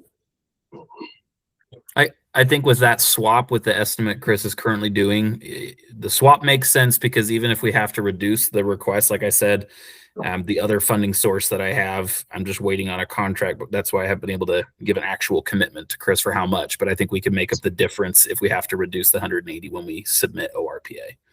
So Chris, yeah, I think that makes sense. remind me what we talked about this morning. Did you say that you expected to have final estimates from the company before our budget meeting? When is your budget meeting? April 30th? Sorry? April 30th? Yes. Yep. So this one, we had to put it out for a request for qualifications, which is a little different process, but we've got those two lined up and we're reviewing them. So you'll have more accurate numbers updated in here before our budget meeting? Yes, definitely. And Chris, I can get you updated info before April 30th as well. Okay. Thank you, Sam. Okay, so I have a motion. Can I ask a question before we? Sure. And this is for Chris and Sam. How would you feel if we just asked you to go back and try and firm up the backside of this project a little bit? In other words, just get, even if it's just a written commitment to go solicit funds and, give you some time to do that. It isn't the 200,000, it's the then what? And how do you feel So about that? solidifying future partner commitments is what we're talking about. Meaning some form of letters of support from our agency and others, but support specifically for the following project, which would be actually constructing these, correct? Yes. If we can get letters of support, the difficulty is when was the last time we committed X amount of dollars into the future on a project that we don't have the design for? You know what I'm saying? It's like, I think it's going to be a tough ask. I don't think Sam's going to come back and be like, this person committed $1 million without. I don't think that's what we're asking. As we don't have, if it's not for specific dollar amounts, if it's just a, we will help support, make this project happen. If the feasibility study happens, I think that we could do. I agree with Chris that a specific dollar amount would be more difficult, but as far as a commitment to help secure funding to actually build such a structure, I'm pretty confident our executive director would sign such a letter. And I imagine that FFSL and some other partners would probably sign something similar too. You okay with that? I would be okay with whatever you just said. Well, Well, we could definitely do that if that would make people this is feel open the better door. about it. We could bring this back to you. Even at the next meeting? Yeah, I'm open to that. Yeah, either at the next meeting or the funding meeting, bringing it back and just with some more detail of letters of support, any additional commitments that can be created or leveraged. And then I'm just thinking through this, if that was a quick turnaround for some of our agencies, then the way forward would probably be for us to either ask all of it from outdoor rec or to bring it back around to you guys next year. Okay, so I already have a motion on the table. You can either withdraw that motion or we can vote on it. I'll withdraw the motion. Okay, so our initial motion has been withdrawn. There's somebody who's adventure. Yeah, I'll make a motion to table this for a month.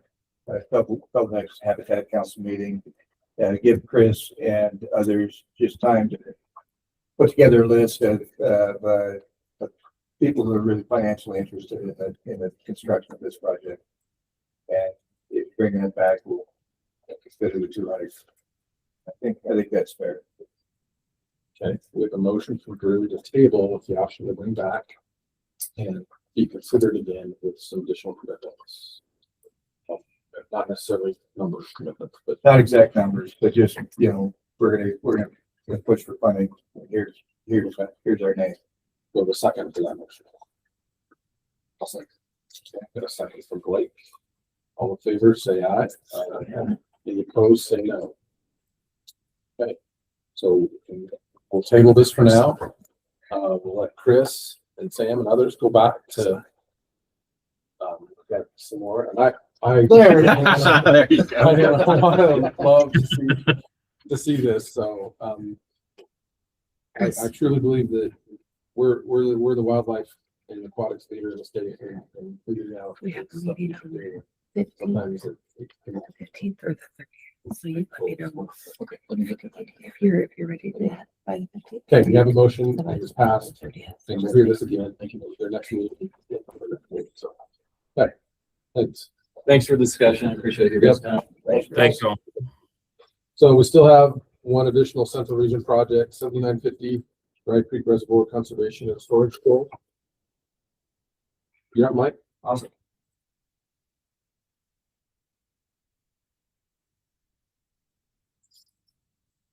We're probably not going to go through all the project details or the title, things like that. I'm hoping that you've had an opportunity to kind of look through this a little bit.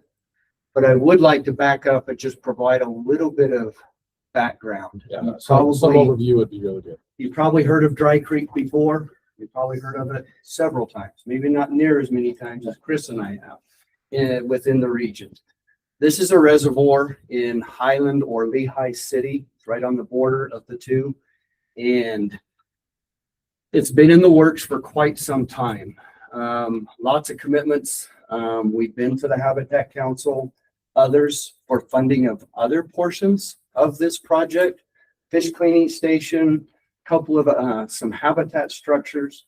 I would like to report that the fish cleaning station is now sitting about right here. It's actually there. It's got a canopy over the top. It's only 8 years in a row, something like that.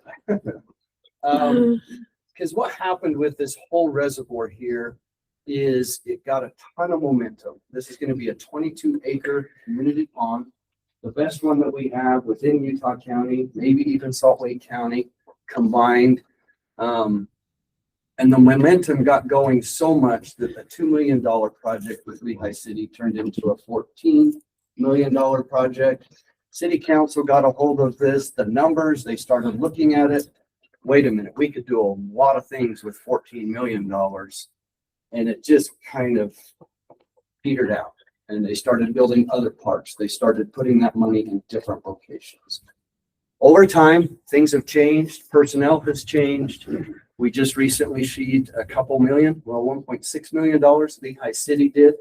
Say, get back in here and start doing something, make something happen. We want this to work. And so that's kind of where we're at right now. They've got pavement, they've got sidewalks, they've got beaches, we've got trails all the way around the thing.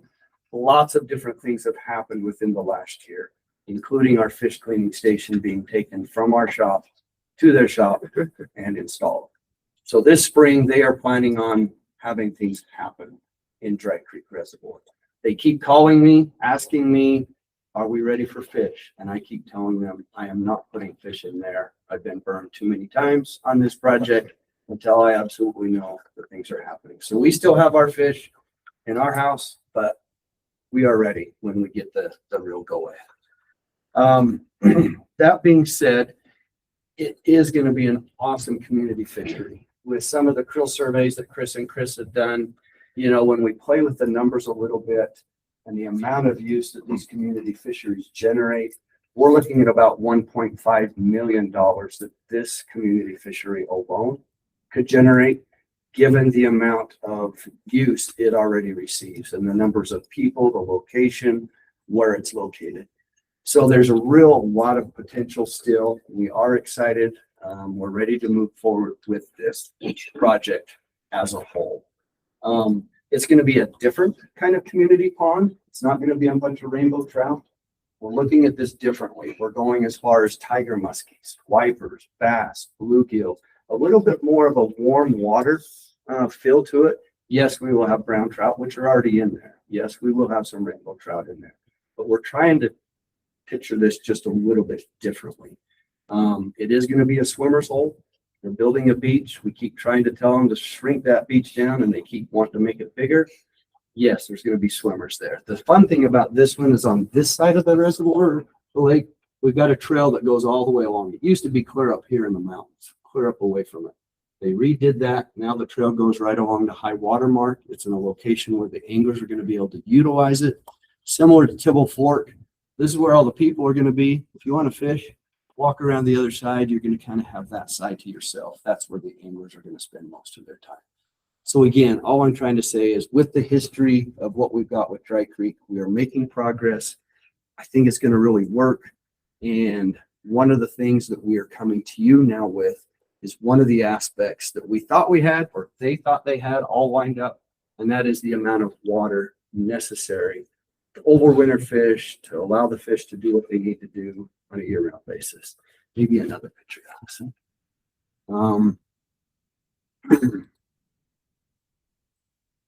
There's a couple here. Yeah, that one right there. The first one? Yep. This one right here, this is a picture that I've taken, I don't know, a month or two ago. And what we're shooting for, actually go to another, well, before we leave this, keep in mind this little pipeline right here. That elevation comes all the way across here, across the reservoir. That's what we're shooting for. Me and Lehigh City have determined that if we can get water to that point and it doesn't go below that point, our tiger muskies are going to survive, our rainbows or whatever, they're going to have enough water to survive throughout the year. Now we'll go to another where you can see the rest. There you go. This is what it looks like now. Okay. Keep in mind that pipeline is probably about up along in here, somewhere along this. We're trying to raise it between, let's see, about 8 to 10 feet from what you see right there. To be honest, I think fish could probably survive down in there. Who the heck wants to go down and fish that much? Okay. We want it to look like a community fishery. We want it to be kind of an aesthetically pleasing opportunity or an opportunistic place for people to go fish. So in order for us to bring that water elevation up, we're partnering with Lehigh City, who have brought in, you can go to the finance page for me. Lehigh City has, we have found several hundred acre feet of water that have become available from a dissolving Provo River irrigation company. Now all their shares are up for grabs. They are owned by a particular broker right now, and Lehigh City, our Eric Anderson, is working with this broker to try and secure, okay, here's what we want. And Lehigh City is contributing $800,000 towards the purchase of these water shares. We are asking the Habitat Council for $150,000, which will buy us about 18 to 19 acre feet of water, is what this particular water is worth. I actually went to the Watershed Restoration Initiative for this. I was trying to call it nothing but Habitat. They didn't bite. Here, I can call it Habitat because that is truly what we're trying to purchase, is habitat for the fish. And I get it with Watershed Restoration. No, we don't buy land. We don't buy water. But I really think it's a good fit for the Habitat Council because that's what we're trying to purchase, is enough water that the fish can survive within that habitat. I've got Trout Unlimited listed here for $100,000 for an additional 12 plus acre feet of water. I'm probably going to take that out. They are not willing to buy this color of water, if you will. It just doesn't fit their wheelhouse. They don't want to buy storage water. They want to buy flowing water. And it's just not as pretty a setting, I guess. Go back to some focus again. It's kind of where we're at with that. So it doesn't change our ask right now. I think I'm going to leave that at 150,000. I just wanted to be able to have enough in there for where we feel as an agency that we've got some skin in the game here. We've got X number of shares of water here. When push comes to shove, I didn't want us ever to be in a position to where you don't have a say. You don't have a seat at the table. I think we do have a seat at the table. We spend that kind of funds for that much water. Granted, we're a small port partner where Lehigh City is purchasing the majority of the water, but I'm really excited about where we're at with them and the potential we have to make this happen.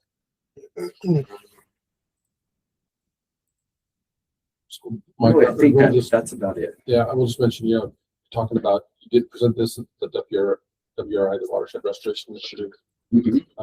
Work group and Mike's right. So WRI typically does not, they don't fund real property purchases, whether it's water, conservation, land, or it's WRI is a proactive project implementation.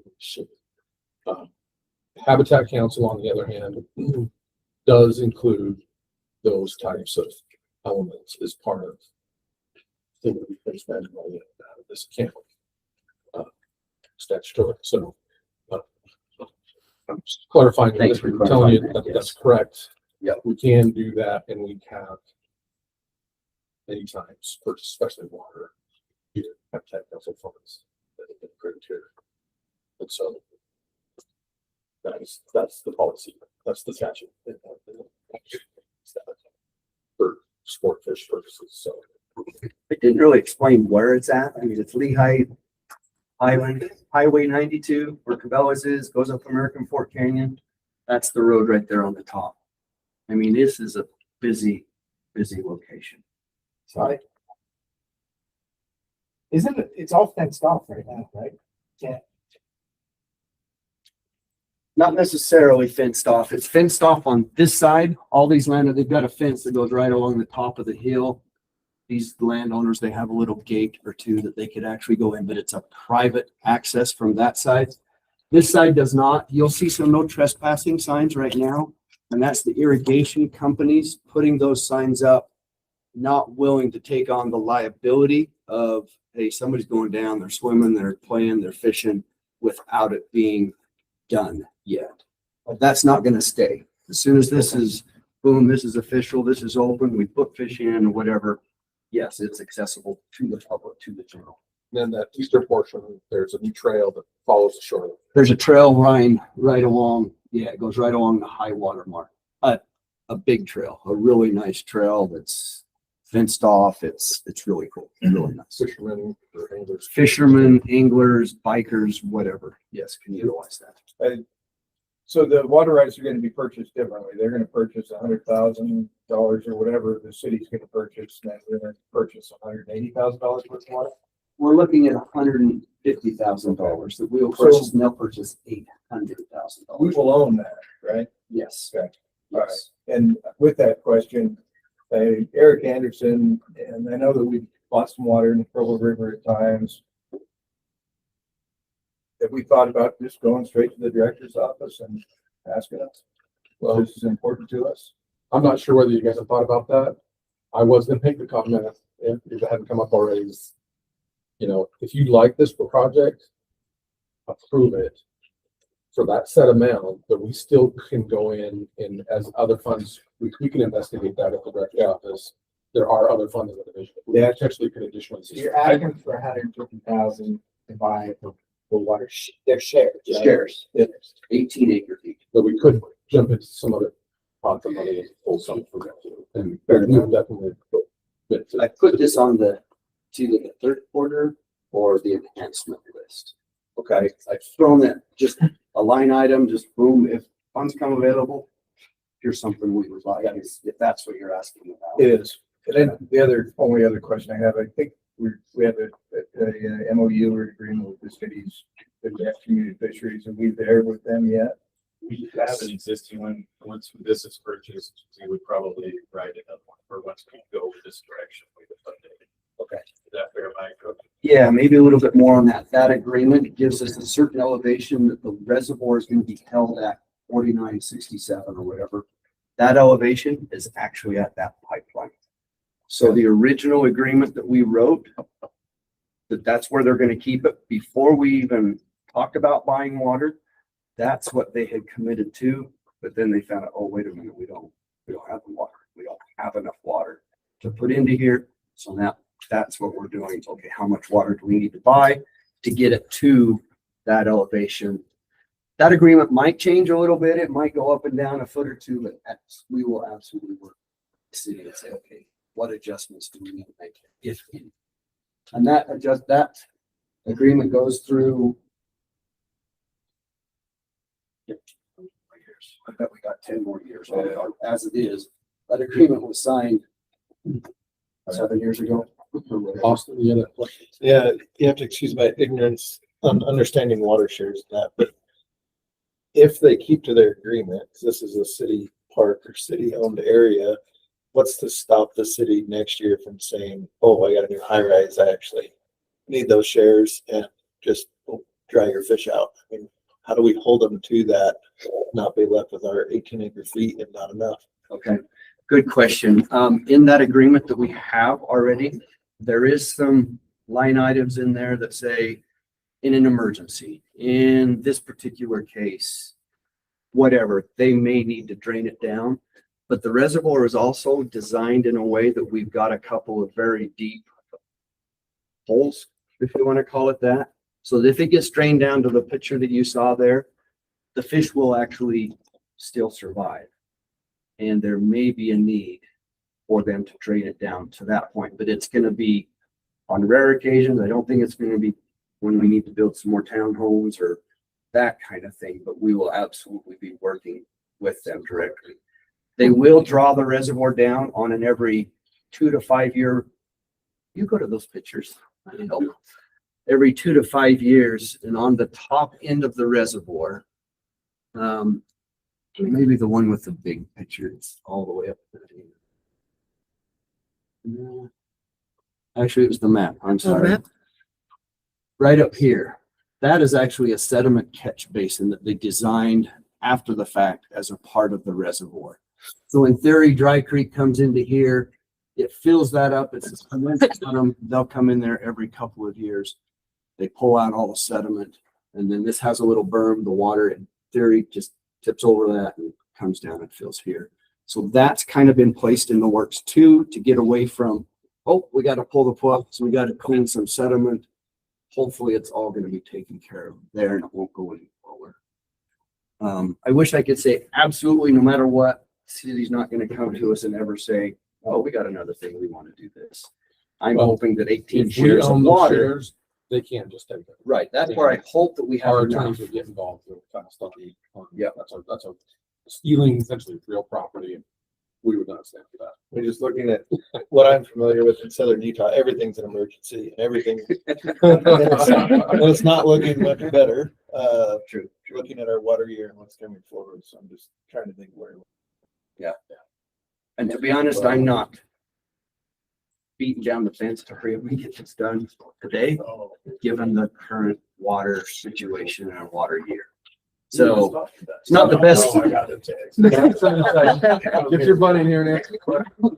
It's not the best of years to be arguing for keeping water here instead of using it downstream. So Austin, really quick, ask that question again. We've got our water baron here, and that's his official, non-official title. So. My question was basically that the Habitat Council would fund essentially 15% of purchasing needed water shares, but it wouldn't be enough. So Lehigh City would come in and buy 80% of the needed water shares. And I asked, how do we have an agreement with them to say they're actually going to use the water next year and the year after? So I talked to Lauren about this. We just came up and there will be.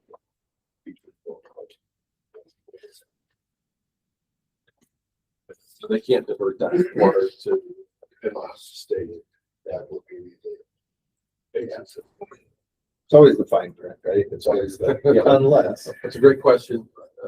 Water law is complicated.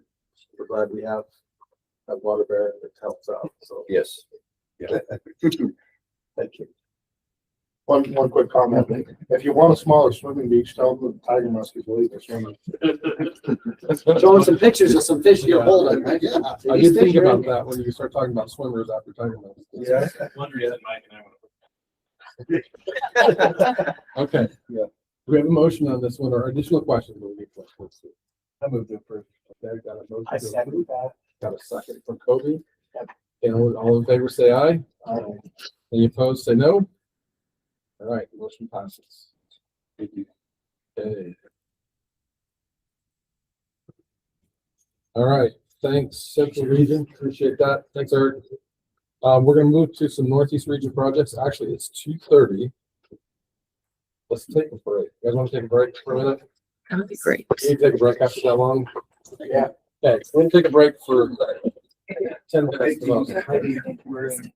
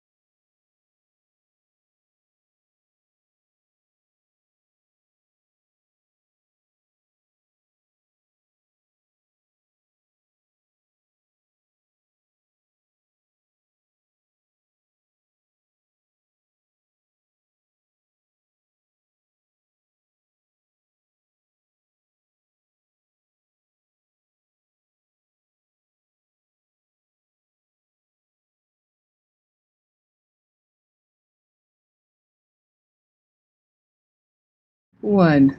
Thank you. Okay, that one was a couple minutes longer than we expected, but, all right, we're gonna move into Northeast Region projects. And our next project is 7883 Big Brush Creek Habitat Enhancement. Go ahead. Presentation in the documents. Okay. While she's pulling that up, just to kind of start on a little background. So Big Brush Creek is located just about 10 miles north of Vernal. It's the tributary to Red Fleet State Park.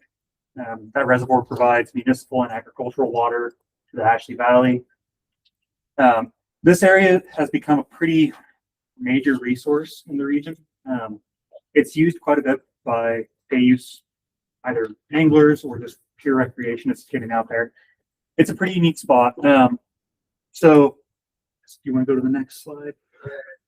So this project is going to take place across approximately 300 feet of the stream there. It's a pretty small area. But really kind of diving into why we're doing this is about 15 years ago, Pat Nichols with the High Desert Anglers chapter of Trout Unlimited reached out to the DWR to try and find a spot where they could do some restoration. And they kind of directed them towards Big Brush Creek. And so this is something that's kind of been in the works for a long time. In 2017, Jordan Nielsen helped find some money to do the NEPA analysis out here. And we got most of the way through that. And then it kind of got stalled out at the BLM office. We pushed forward in 2018, knowing that, we were probably going to get this approved to get funds to actually implement a Roskin style project out here, got designs built, got designs all put together. And then NEPA just wasn't able to make its way through. And that was because of some easement issues. So you have to cross a couple of different private land portions here. And we really quickly got one from Ashley Valley Water and Sewer. It's a permanent easement. But the one that we got from Simplot Mine was irrevocable. And so there were some concerns surrounding the ability of the mine to essentially pull that easement out after, NEPA's been done. And at the time, we were also in the works with BLM to install a pretty major parking lot and bathroom structure down there. And so there was concerns about the amount of money going into it. Nonetheless, we kept pushing forward, trying to find a way to get the project on the ground. And just as we were kind of starting to turn that corner to do Roskin style, we had a group of beavers move in to the area that we were going to implement all of those Roskin style structures.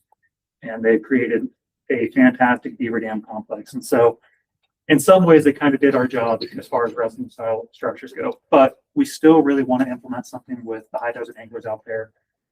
Pat Nichols unfortunately passed away. And so this is kind of his child project, if you will. It was kind of it was the thing that he wanted to see on the ground. And so I went out there last fall with the current chapter president and vice president, Jeff Taniguchi and Travis Mold, as well as the BLM biologist, to try and find a spot that we could work in. And walking through the stream, we found that there was quite a few beaver complexes. There's no point really trying to change what they're doing because they've kind of accomplished the goals we were looking at in those lower sections. But the one thing that we saw was this 300-foot stretch of just stick straight, no habitat stream. And so we're going to go to the next slide. We can even go to the next one. I should have kept telling you to. Kind of the whole goal of this is to install no more than 10 low-tech style structures. And so what we're going to try and mimic is these naturally fallen over logs in the stream, so kind of creating some roller structures for fish. And then we're also going to try and attempt some Roskin style structures, so thinking like a J-hook. The big thing with this stick straight section is that we really don't want to move the stream in a traditional low-tech sense. We're not trying to really change the template of the habitat. We just want to provide some good fish habitat. We know that this stream supports brown trout, there's cutthroat trout down in Red Fleet, as well as flannelmouth sucker. And so this project kind of has a nice wide range of species that it could benefit. And they only have access to about a mile right now before they hit a culvert that's impassable. And so what we're looking for in this funding cycle would be $1,000 for materials. So that would be the posts to be sent down to Vernal for us to work on this. I'm looking for just a little bit of money to cover part of the salary for my portion of helping manage this, as well as putting together all of the volunteer force. 1,500 of that will be in kind as we go into the monitoring phases of this project. And then the BLM biologist is going to pitch in $2,800 of in-kind work, both in terms of implementation and going through the categorical exclusions that this now falls under. And then, of course, stream alteration permit and our indirect costs. And so really, this is a fairly low project cost at the end of the day. We recognize that it's 300 feet, but this is a really good way to get a win with our local TU chapter so they can have a place to honor their president who had passed away. And then also kind of looking forward down the road, I'd like to work with Simplot as well as some of the local biologists to look at getting the culvert replaced or have some fish pasture structures installed in that culvert so that we can actually open up, many more miles of the stream to support this fishery. The next one. And so, yeah, really, as we kind of get to the end of it, the benefits of this, we're going to improve the sediment transport through this small section. We notice there's quite a bit of sediment piling up on those kind of the open cobble substrate that's in that section. And we think that by doing the structure that we're talking about, we're going to create new pools, new sort of gravel bars. And so that's going to support spawning and cold flannel moth sucker potentially, as well as the trout species that live there. In addition, we're going to increase that habitat diversity. Pools make great refuge habitat when it comes to drought conditions and high temperature conditions, which are becoming more and more common. And so when we're talking about only having a mile section that these fish can get to, 300 feet of habitat does make a pretty decent impact in there. And with that, I'd be more than happy to take any questions you guys have. Questions?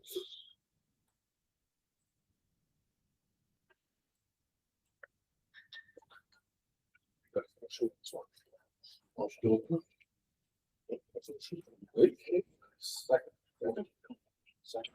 Jeremiah, favor say aye. Opposed, say no. Motion passes on that project. Thanks. Northeast Region Aquatic O&M 7718. Longley, is that you? Yep, that's going to be me. And I didn't really get to introduce myself in the first round. So for those of you on Habitat Council that I haven't met yet or haven't met very often, I'm Natalie Bourne. I'm the Regional Aquatic Manager here in the Northeastern region. This is the 8th time you guys have seen this project. A little bit of background for those of you who are new. Unlike some of our other regions, I guess we do a lot of maintenance in our region. Some of it is on WMA lands, and those maintenance items were presented by Pat Rainbolt. We have now joined forces to have funding to maintain some of the structures that are specifically for aquatics on WMA lands. This project is the ones that cover everything else. And Allison, I have a PowerPoint in the document section. If you could pull that up real quick.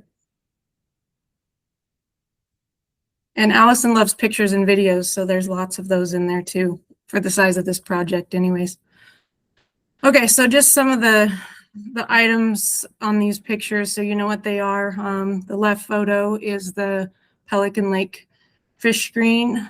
We still continue to do some maintenance on that.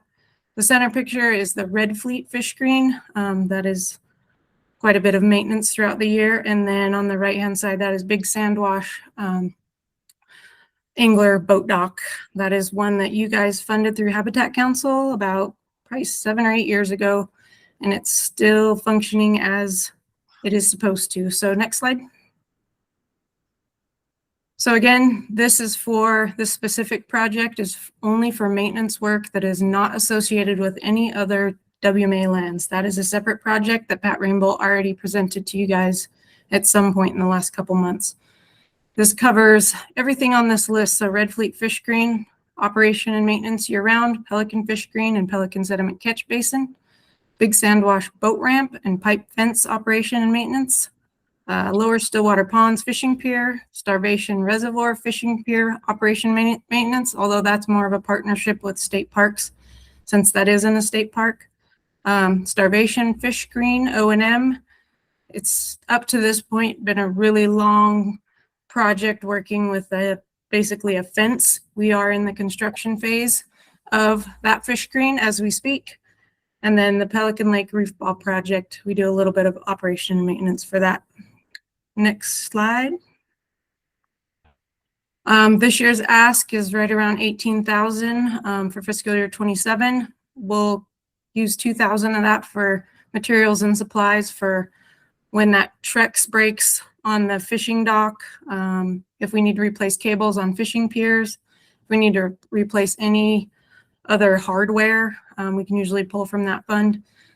The major portion of this project, though, funds in conjunction with that WMA maintenance, a part-time year-round technician that allows me to do manager things. It allows Josue to do biologist things and keeps our infrastructure that we've invested so much in over the last decade pretty much maintained for our public and for us too. And then, as you all know, motor pool costs are going up pretty significantly. So a portion of that we run all over the region conducting this work, and it costs some money. So those are what the ask is for the funding portion. And I think I just have one more slide, and that is it.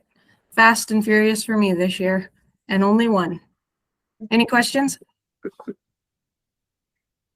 Questions? Operating this way, for a long time. And so. Second. Okay, motion to approve from Blake, a second from Angie. All in favor, say aye. Aye. And opposed, say no. Okay, next one, 772 Lowell Montez Recreation Developments. Hello, everybody. I'm Tom Quintero. I'm the impact analysis biologist over in the Northeast region. Yeah, I'm going to be talking to you today about Little Montez rec developments.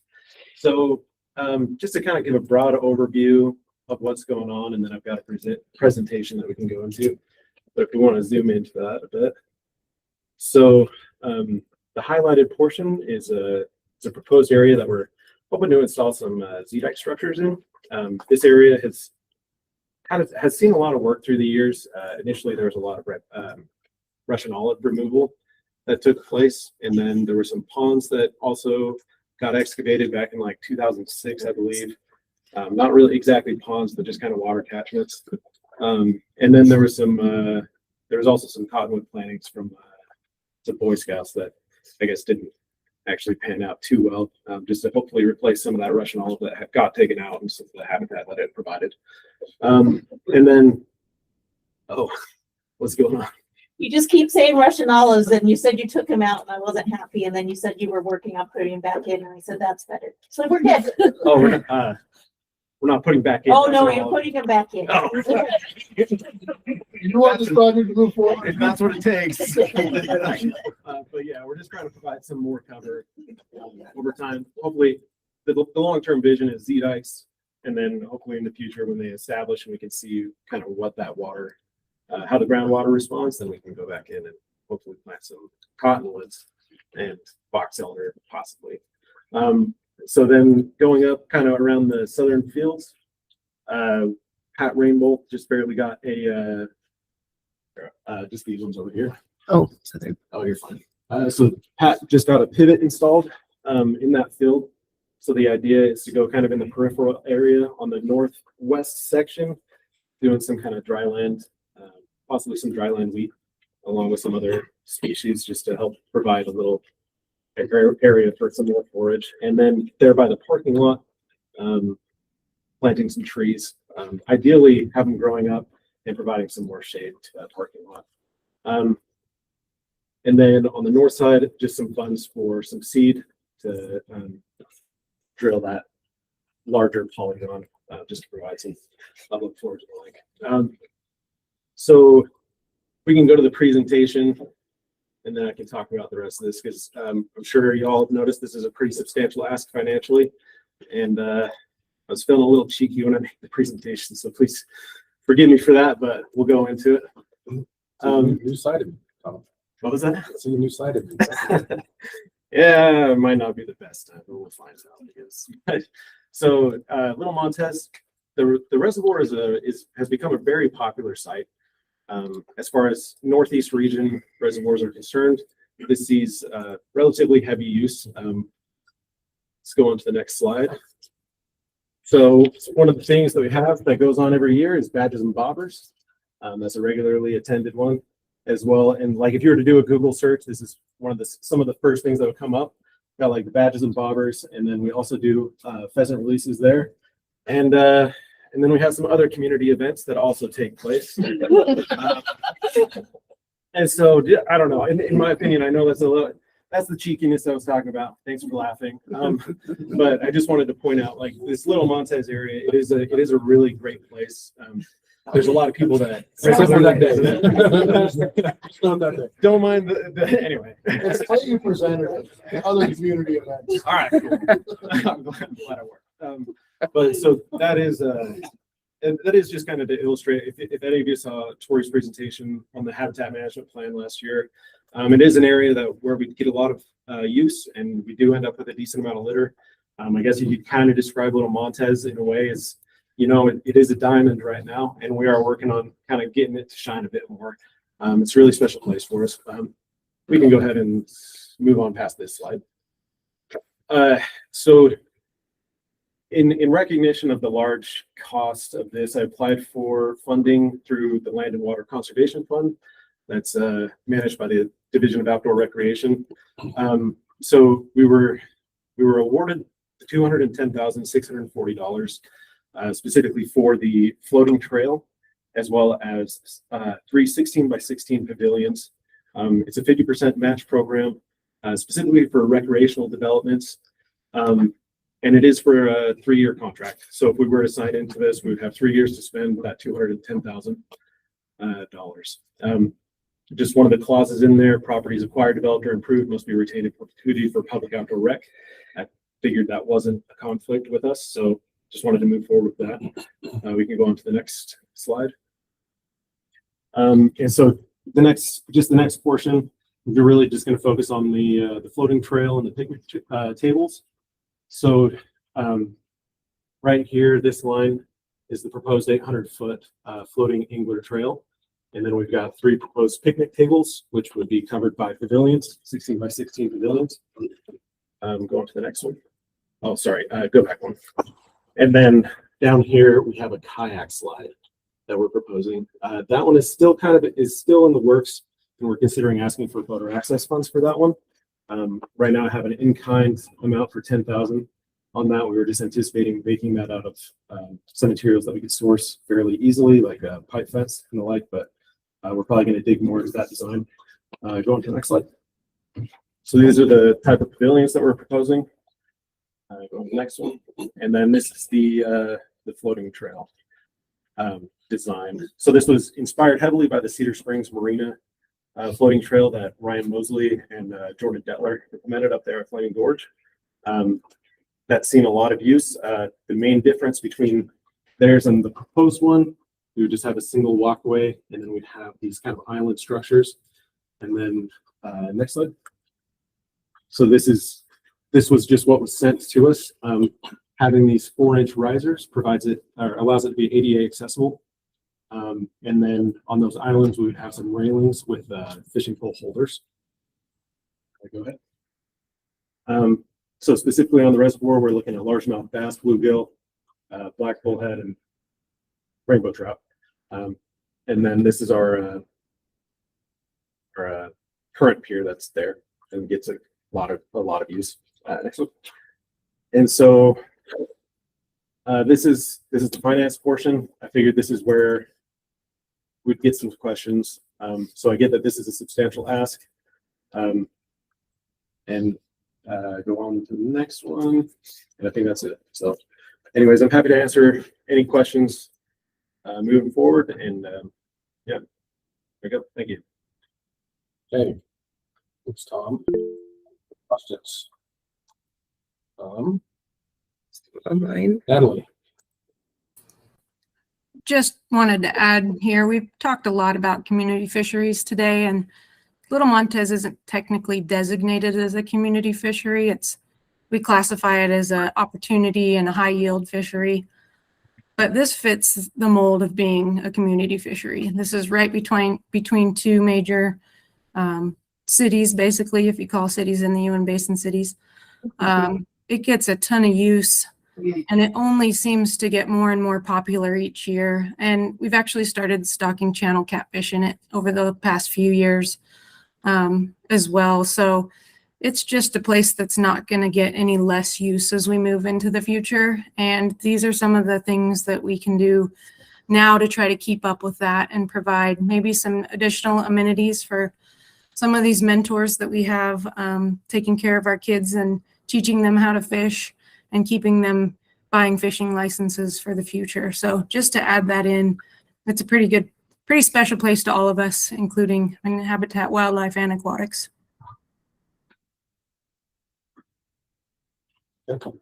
Other comments, questions? Just one question. If there's not enough money to complete or obligate the full amount, is this something that you could phase over a couple of years? I think so. Just kind of depending on which component you're talking about. I assume, like, if you're talking about the floating trail and the pavilions, then yeah, I think we could easily do that, especially with the 3-year contract length of that LWCF money. As far as the Z dikes and the other terrestrial focused projects, it would be kind of difficult, I imagine, to do that, some of those phase, but we could break it down into separate years for each component. Each component would need to be fully funded. Yeah, if that makes sense. So Tom, just for the sake of the council, give us the 1-minute description of what the Z-Dike structure is and what it does. So Z-Dike structures are just a low-tech process-based restoration technique composed primarily of larger rocks. They don't tend to dam as much water. They just tend to create more area for riparian vegetation to fill in. So we would end up with hopefully just some increased habitat variability down there, maybe some small ponding, but yeah. Thank you very much, Al. Thank you. 1 minute. Named after a guy with the last name of Z-Dike. So Yeah. Sorry, thought that was a picture, not a video. There's multiple variations of it. Rocks. Yeah, rocks. Okay. Yep. Any other comments or questions about the project?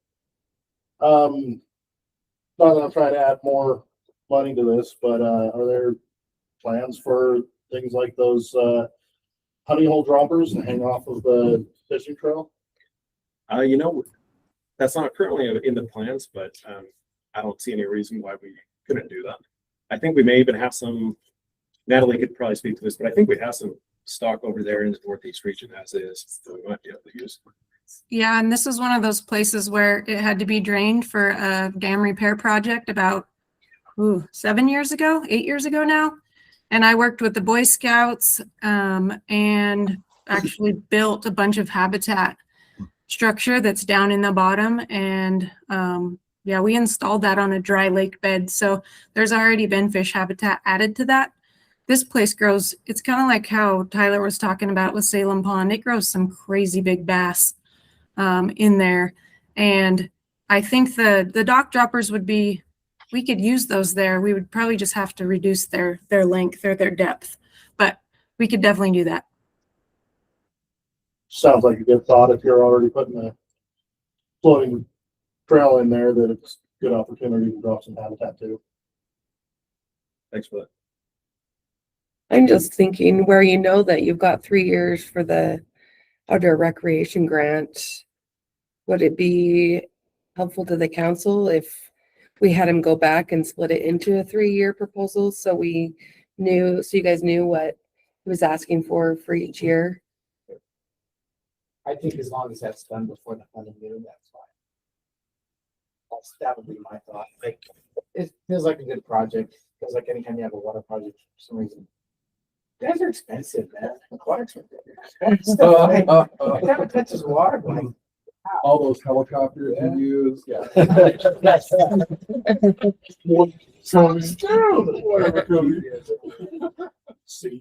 Okay, wait. We might do some expensive stuff.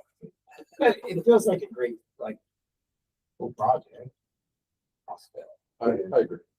So and we could ask him to do that. I should Just put it in the most. I would be, yeah. Make a motion. Somebody make a motion, man. All right. Move to approve the project, prior to the funding meeting, please have what a 3-year phase plan would look like for us. Second. And we would be approving phase one. Right. Just for the first year, but at least know what the plan is moving forward. Yeah. Cool. So I've got a motion from Kobe. I've got a second from Blake. All in favor, say aye. Aye. Any opposed, say no. All right, motion carries. Thanks. Okay. Last one for Northeast Region. 7904 Red Fleet Reservoir in Lake Habitat Structure Phase 3. Josue, you're up. I'm up again. Afternoon, everybody. Josue Hernandez, Northeast Region, Sport Pitch Bio. Got another habitat project for you guys. I do have a I do not have a map on this presentation, but if you can recall what Braxton presented, I'll be talking about Red Fleet Reservoir, which is just downstream from Rush Creek, what he was talking about. This is phase 3. These are a continuation of projects from 2017 and 2019. This is just being additional structures for the reservoir, and specifically in the lower section and the south section, closer to the dam area. There is some stipulations to where we can set the actual structures, but there's bays that we've located where we're resetting those. Next slide, please. Primary goal is to enhance and attract panfish, specifically 4 species, just by installing these. We've got a variety of fish in this reservoir. Got crappie, we got perch, bass, bluegills, wipers, walleyes. I hope they're still in there.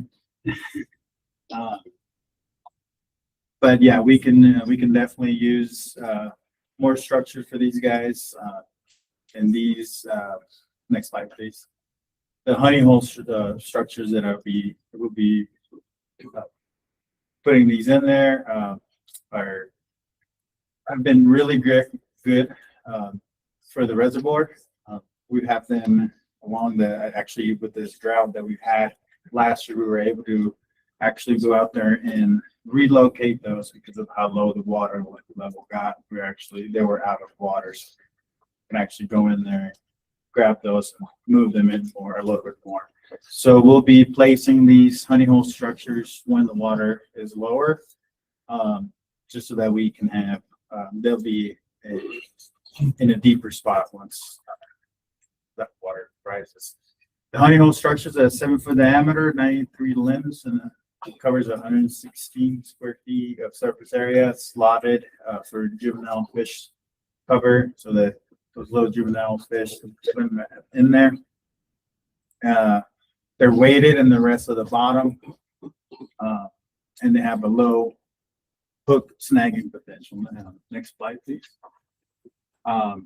We will be utilizing our crew as well as dedicated hunters to help us with the installation and the assembly, which will take place off onshore near the boat ramp. And we'll be hauling them out in boats out into the reservoir and going into the 2 bays. Next slide, please. Finally, yes, just my ask is just for materials and supplies, which is about $45,000 for 150 honey hole trees. And then personal services, those will be in kind. And with that, I'd like to mention that I am working with Ryan Mosley, which is the Habitat Assistant Manager at our region. So, and I'll take any questions. More cool habitat structures. Well, then let's go for Second. Okay. Really, is there any other questions? Okay, I've got a motion from Blake to approve, a second from Kobe. All in favor, say aye. Aye. Aye. Any opposed, say no. Motion passes. Okay, thanks Northeast Region. Oh my, okay, we're in the home stretch. 5 more projects. The one in Southern Region, 7766 Upper Severe River Watershed Maintenance Projects. Welcome. Hey, my name is Oakley Toomer. I'm an aquatics biologist in the Southern Region. I'm going to talk to you today about a project that has kind of had a lot of phases over the year. So this is located in the town of Hatch and then just south of Hatch, Utah, on the Upper Severe River and AC Creek. So over the last 20 to 25 years or so, there has been a ton of stream restoration work done in this area to improve riparian habitat and sport fish habitat. So with those projects being so old, there's been some maintenance need on these. In 2023, we had some really bad flooding that kind of knocked out a bunch of these structures, specifically cattle crossings and some of the actual fish habitat structures. So if you wouldn't mind going to the pictures. So I'll mention too, this kind of has two parts to it. So the first part is looking to fix up some of these structures. Here's a watering lane. You can see that bank's just gotten eaten out. So we're going to want to go in there and fix that. I should mention some of this is on private property, and we have agreements with the landowners. They allow public fishing access to all these locations. And then this is just another location. This is on Sitla land. You can see that bank's eaten out. And you can kind of see these old structures that are in the middle of the channel. They're supposed to not be there. So we're gonna fix this bank up and floating cars. no, and fix those structures up. You can just see another view of that lunker log there and some of those anchor rocks. So anyways, we just want to fix those up. This is on a similar stretch of river of a previous project, but you can see what the bank used to be like. And then this is how it is right after the project was completed. That's what we're looking to accomplish with these projects. And yeah, next picture, please. So this is just kind of another view of a watering lane. You can see this J hook that's washed into the stream. So we're going to come slope those banks back, plant them with willow and seed them up, and then repair those cattle crossings. So this is going to kind of dovetail onto another maintenance project. This is an old lop and scatter on that Sitla ground, and you can see all these smaller PJ trees popping up. So we're gonna lop and scatter those trees, just do kind of a maintenance on that, and that'll encompass. So it's right, if you go back to the map, it's right adjacent to the stream there. Yeah, so you can see some of the stream work done here, and it's just right on that ice out there. If you want to go to the finances. So we got quite a few different pots of money, but the main ask is going to be for contractual services for the lop and scatter and to haul rock for those structures and to build fence. As far as Habitat Council, we're requesting $124,500. It's kind of split between Watershed Restoration Initiative. And then I applied for some funds through the Department of Environmental Quality. Hopefully I should hear soon on those. I think the deadline's coming up. But that is submitted for $50,000. And so that'll essentially be a one-to-one match for the actual stream work that's being completed. And then I also wanted to mention that I'm planning on applying for some NIFWIF funding that should hopefully, depending on what route we go, it's a little unclear of what I can exactly apply for, but I'm hoping to at least get a one-to-one match for the Habitat Council funding, so that could drop by half there. So. Okay. Yeah, other than Questions, that, or- questions? I have a question. The majority of that is the lop and scatter contractor costs, right? Yes. So I'm not understanding how it's divided up in big game and upland are only a portion and sport fish is eating most of it. Am I seeing that wrong? Or that doesn't seem right to me. Same thing. Yeah, so I guess maybe when I first originally had the money, this might be on my part. When I first had the money split out, it was split out a little differently.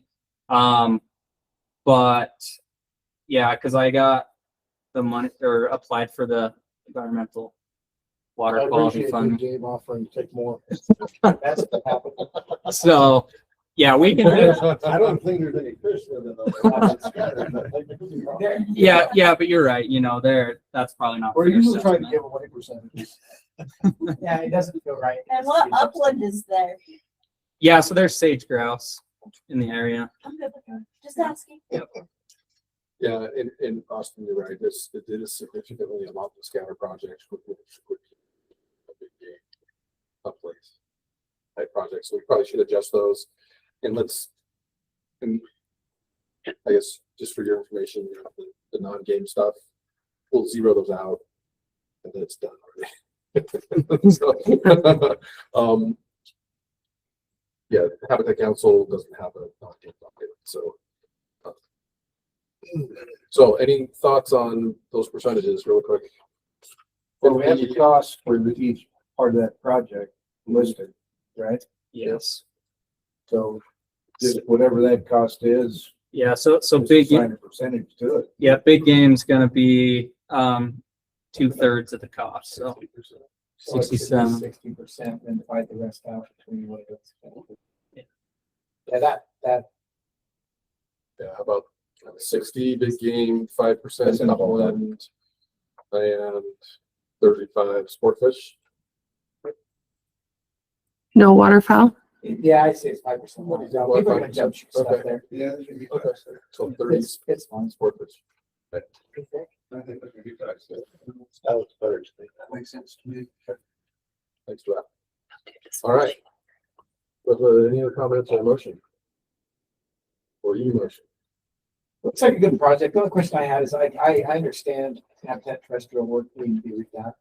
I assume that the blowouts, bank issues we did this once, but this is high flows, or is this degradation because of current practices? That's my other question. Good question. Yeah, so for most of these particular events, it was just that one high flow. One high flow, messed back up, we gotta go touch it up. Yeah, That's exactly. And we have grazing management plans with all the landowners in there that they're only allowed to graze certain periods of time. So, and that will be implemented going forward when we go and fix these up. And the maintenance areas just represent little pockets of failure within the bigger project. It's not like the whole project failed. It's never be the whole thing. It's just little bits of failure. Yeah. Okay. Do we have a motion on this one? Motion to approve with the changes to the species. A second. Okay. We've got motion from Angie, a second from Drew. All in favor, say aye. Aye. Any opposed, say no. Okay, motion passes. Thank you. All right, everybody, I'm gonna check out. I'm gonna sign in online, so it's good to see you, and I'll see you next month. Thank you, Blake. Blake, travel safe. Okay, we're cruising through this. 7809 Grass Creek Riparian Habitat Improvement Project. Hey, good afternoon, everyone. Can you hear me on the call? Yes. Awesome. Okay. For those that don't know me, my name is Jen Swenson. I'm a fisheries biologist down in Fish Lake National Forest out of Richfield. I wasn't able to make it up today, but appreciate the opportunity to present this project. So here's the map of the project location. If you're familiar with the area and know where Fremont Indian State Park is and the old highway that goes up Clear Creek, this is north of that Clear Creek Highway up Pole Creek. Grass Creek is a tributary to Pole Creek that flows down into Clear Creek that eventually makes its way down into Sevier River, flowing north through the Richfield Valley. And I team up annually with native aquatics biologist from Washington County Field Office with the DWR, Kevin Wheeler. And we take our seasonal crews, my seasonal crew to Grass Creek, to kind of get them trained up on amphibian surveys. There's a really strong population of northern leopard frog. It's a place where they're doing great, whereas other places they've kind of declined. But the polygons here are areas where there are head cuts in the stream. And as you look at the map, you can see some pretty good wide riparian areas upstream of these head cut areas. The riparian meadows are really, they support a lot of wildlife. They support excellent frog habitat and pollinators, all sorts of good habitat. But every time we go down through, we see those head cuts and we cringe a little bit. So we finally got together with Fillmore Ranger District, wildlife biologist and range program, and we all walked through and we took photographs of these head cuts and we put this proposal together so that we can do something to prevent these head cuts from moving upstream and putting that habitat at risk upstream, the good riparian habitat, and then also improving habitat for aquatic and terrestrial wildlife species in the area. With that, the idea behind restoration here would be those Z-dike structures that were talked about a few projects ago. We would come in and use those structures to stop those head cuts from migrating upstream and improve the habitat in the area. There are some images of the project area, each of these head cuts.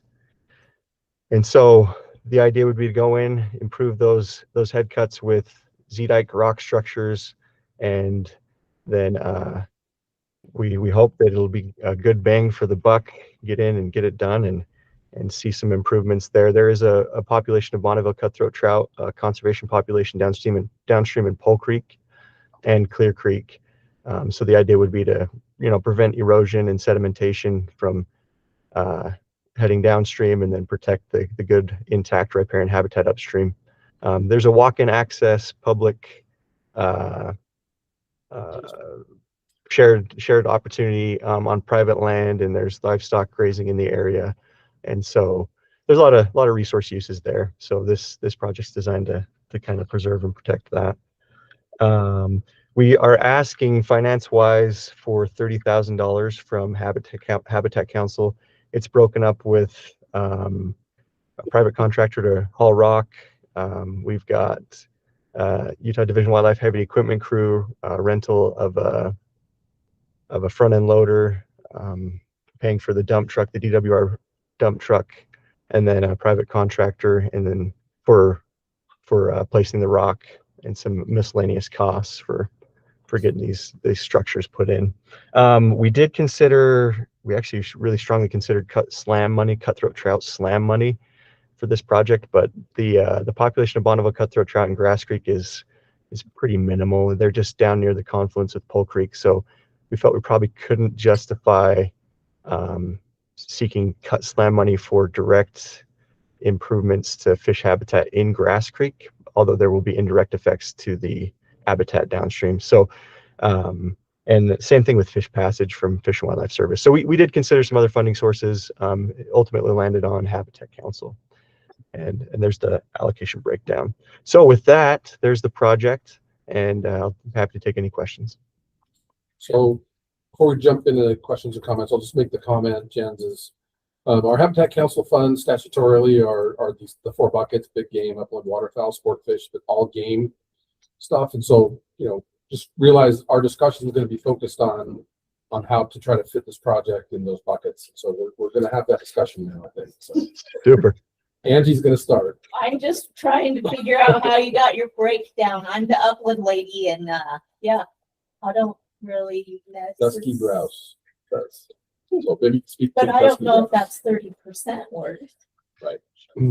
Sure. Yeah, and I guess I'm a little rusty on these meetings. It's been a while since I've been on a Habitat Council meeting, so I looked at that and I said, oh, what would look best? So this is good. We're knocking this out now, and adjustments would be totally appropriate. But I know that walk-in area upstream is signed, and for folks that want to go utilize that private land, What's the walk-in access for?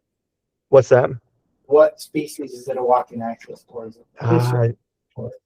Then that's the thing. It's not for fishing. It's for upland game, and I think it included big game, but I'd have to look it up. Which I'm sorry, I'm unprepared to do. And I think I even took a photograph of it so that I could remember. But if I'm not mistaken, it was mule deer, upland game, maybe fur bearers, maybe. So forgive me for not having that answer. Good. What's the waterfowl usage like? Because I don't see it listed on the species list.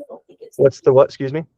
Waterfowl usage like? Because I'm not seeing it on the species list there. Oh, that's a good question. There's not a lot of ponded habitat through there. There's just small ponded areas, but I'm sure there's probably waterfowl that utilize the area, especially that wide riparian meadow, and with some water in the middle of it. Honestly, it feels like a good project, and it feels like we're trying to. Habitat Council is it's game funding and it's game driven. This money, the money for Habitat Council comes from our restricted account, which means it is fishing licenses, hunting permits. That's it. And we draw the line with how we spend it, and it's allocated or dictated in code how we spend it. Yep. And it feels like a great non-game project that's trying to get game funds and maybe after so much, but that's what it looks like. I'm wondering why, just the way you described it with northern leopard frog being involved, why it didn't make the route through the SBA, which we just closed a week ago. Oh, thanks for mentioning that. That's Drew, right? It is. Hey, that is another funding source we did consider. I talked with Kevin Wheeler, and we actually chose the Habitat Council funding route because we felt that northern leopard frog were probably not high up on the SBA list of species with critical needs, which is in hindsight is probably a mistake now that you brought that up. So that was another funding consideration source that he and I discussed. Well, I mean, that's okay. We're not trying to be hypercritical. Just trying to help you understand, how this fund works. So, sure. And I should take a lot of blame for any questions you have, because Jen's told me about this project, and it really ended up, we felt like it was a good project, like you said, and it sounded like it wasn't going to get money from SBA. It's just too small for WRI. It's never going to rank there. And this blue ribbon and cut slam, it's like, yeah, there is kind of a downstream in it, but it just wasn't a good fit anywhere. And we ended up here. Expanding riparian areas is good. Mm-hmm. Like it is. That's a fair. Yeah, I think that's fair. Assessment. But you could, I mean, this project came in to the database on time, right?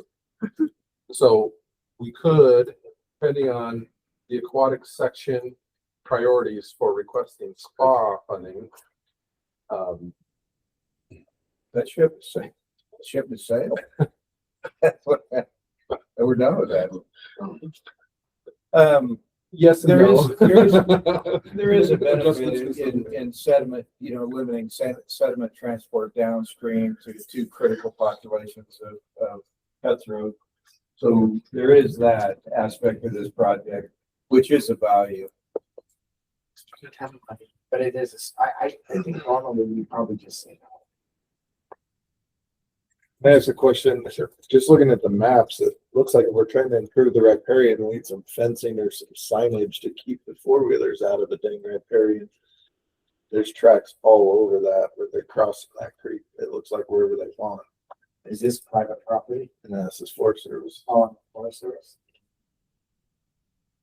I don't know if that's been considered or an issue, but it looks like it. There is some use there. You are correct. And that might not be a bad idea to get with the district and see what could be done to keep that non-motorized. I think it probably underwent a change at one point on the forest's travel use plan, and so folks that were used to it being a road probably don't like that it's not anymore. But that's an excellent observation and point on there. It is on the motor use map quite a ways down there. I think there is a project here. I don't think it's been fully fleshed out. I think there's more to this, than what you guys considered it today. Yeah, and maybe the thing to do with it is see if we can expand that, because at least to me, it felt kind of like a more WRI project. But it just wasn't gonna rank. I've done projects like that that are kind of small, they just explode. Yeah, I think there's a route for this. So we expand it. Yeah, and I think this Aquatic Conservation Alliance would be the place to kind of flush it out and try and figure out, how to partner out and get this done on a larger scale. There's something here that it just isn't big enough to really value out, if that makes any sense. Yeah, so it's kind of the problem that we had with each funding source. Okay, we have a motion. That was my motion. Do I need to restate that? Yeah, we restate that. So it was a really long motion. My motion would be to table it until a future year and partner up, figure out, through conservation approach, what the value is on a large scale. Bring back a project that really ranks well with WRI and other partners. That's my motion. Second. Okay, got a motion to table. Drew and a second from Kobe. All in favor, say aye. Aye. Any opposed, say no. Okay, so we're gonna table this one for this round. You guys will work on this one some more. Okay, sounds good. Thank you. Appreciate it. Okay. Okay, Southeast Region, 7796 Huntington Creek tributaries restoration, flight 27. You're up. I'm up. Hello, my name is Evan Reese. I'm a habitat biologist for the Southeast region. This project is one that was developed by Trout Unlimited. They asked me to present it here today. If you could go to the map really quick, this is the Huntington Creek area. There's kind of split into two projects. You can kind of see the one, the longer one up to the north there, that's Nutwater Creek. And then these other drainages, kind of separated into two different projects. This area in the past was affected by the Sealy fire. And there's been a lot of erosion issues since then. It's been kind of slowly healing and coming back, but there's still quite a few issues, especially in some of these noted drainages with erosion and high sediment loads going into Huntington Creek, then down into the San Rafael and into the Green. This first section up here, if you want to go there, and we have some pictures of it as well that might be good to look at. They're looking to create Colorado River cutthroat trout are in there. There's a picture of Tommy from Trout Unlimited with one he caught out of there. This area, as you can see through some of these pictures, is having some struggles with erosion and kind of a loss of habitat for fish in the area. They'd like to put in BDAs as well as rock structures and PALs to collect sediment. Also, some of the BDAs would be, what do you call them, bank blasters to kind of create sinuosity in areas where there isn't, create some sediment that would then be caught in other areas. Also rocks and log jams and PALs to create pooling in a wide variety of areas there. If you could go to the documents, he came up with a very well planned out and designed, that top one there, kind of design and plan for the different structures throughout the area of Nutwater. I think all the red ones are BDAs and there's the black dots are rocks, but probably don't need to go into a ton of detail right now, but he has spent a lot of time and very well thought out area on how to create kind of the best fish habitat throughout this stretch.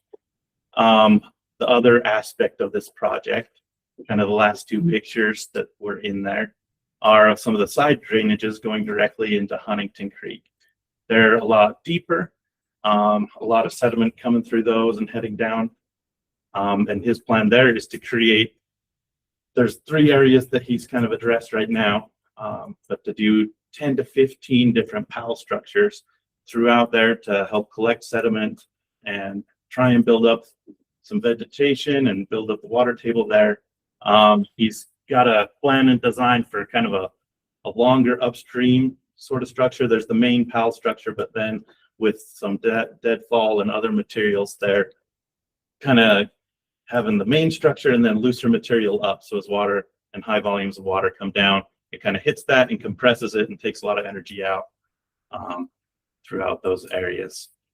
And then can you just really quickly define what a PAL structure is for? Yeah, a post-assisted log structure. So similar to beaver dam analogs or other things like that, you pound posts into the channel itself and then using other logs kind of create a little dam of sorts. Not going to wholly stop water or anything, but there to collect sediment, debris, and things and help that sediment drop out as it slows down the water and the energy in that system.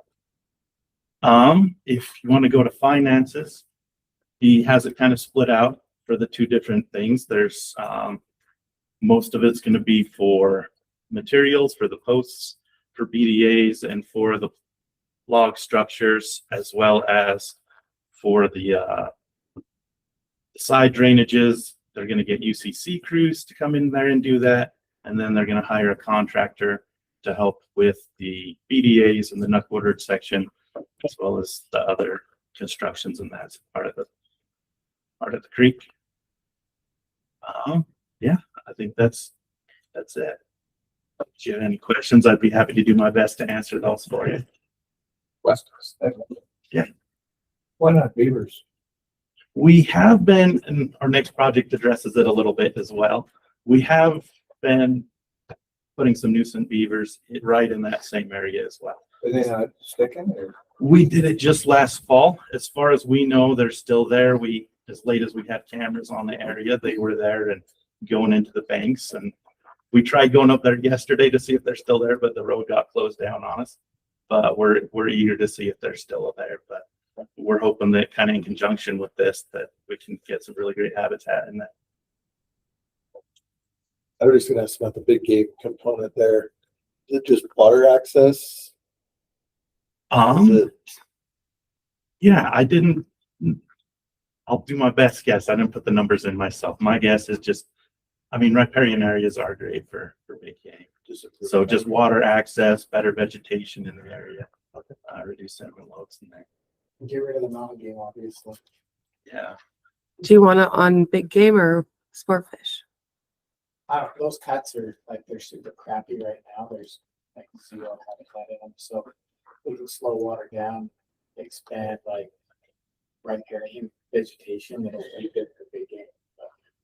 But, it feels like a really reasonable request. This is probably way bigger than this. So I don't know, I should bring it up, but let's feature creek with the back, the water draining out of the bottom of Schofield. Yeah, I don't know. Electric light. Electric light. Yeah, or that's when the electric light. I guess some of it'll come back from this hand somewhere, but feels like a lot of it's going the other direction now.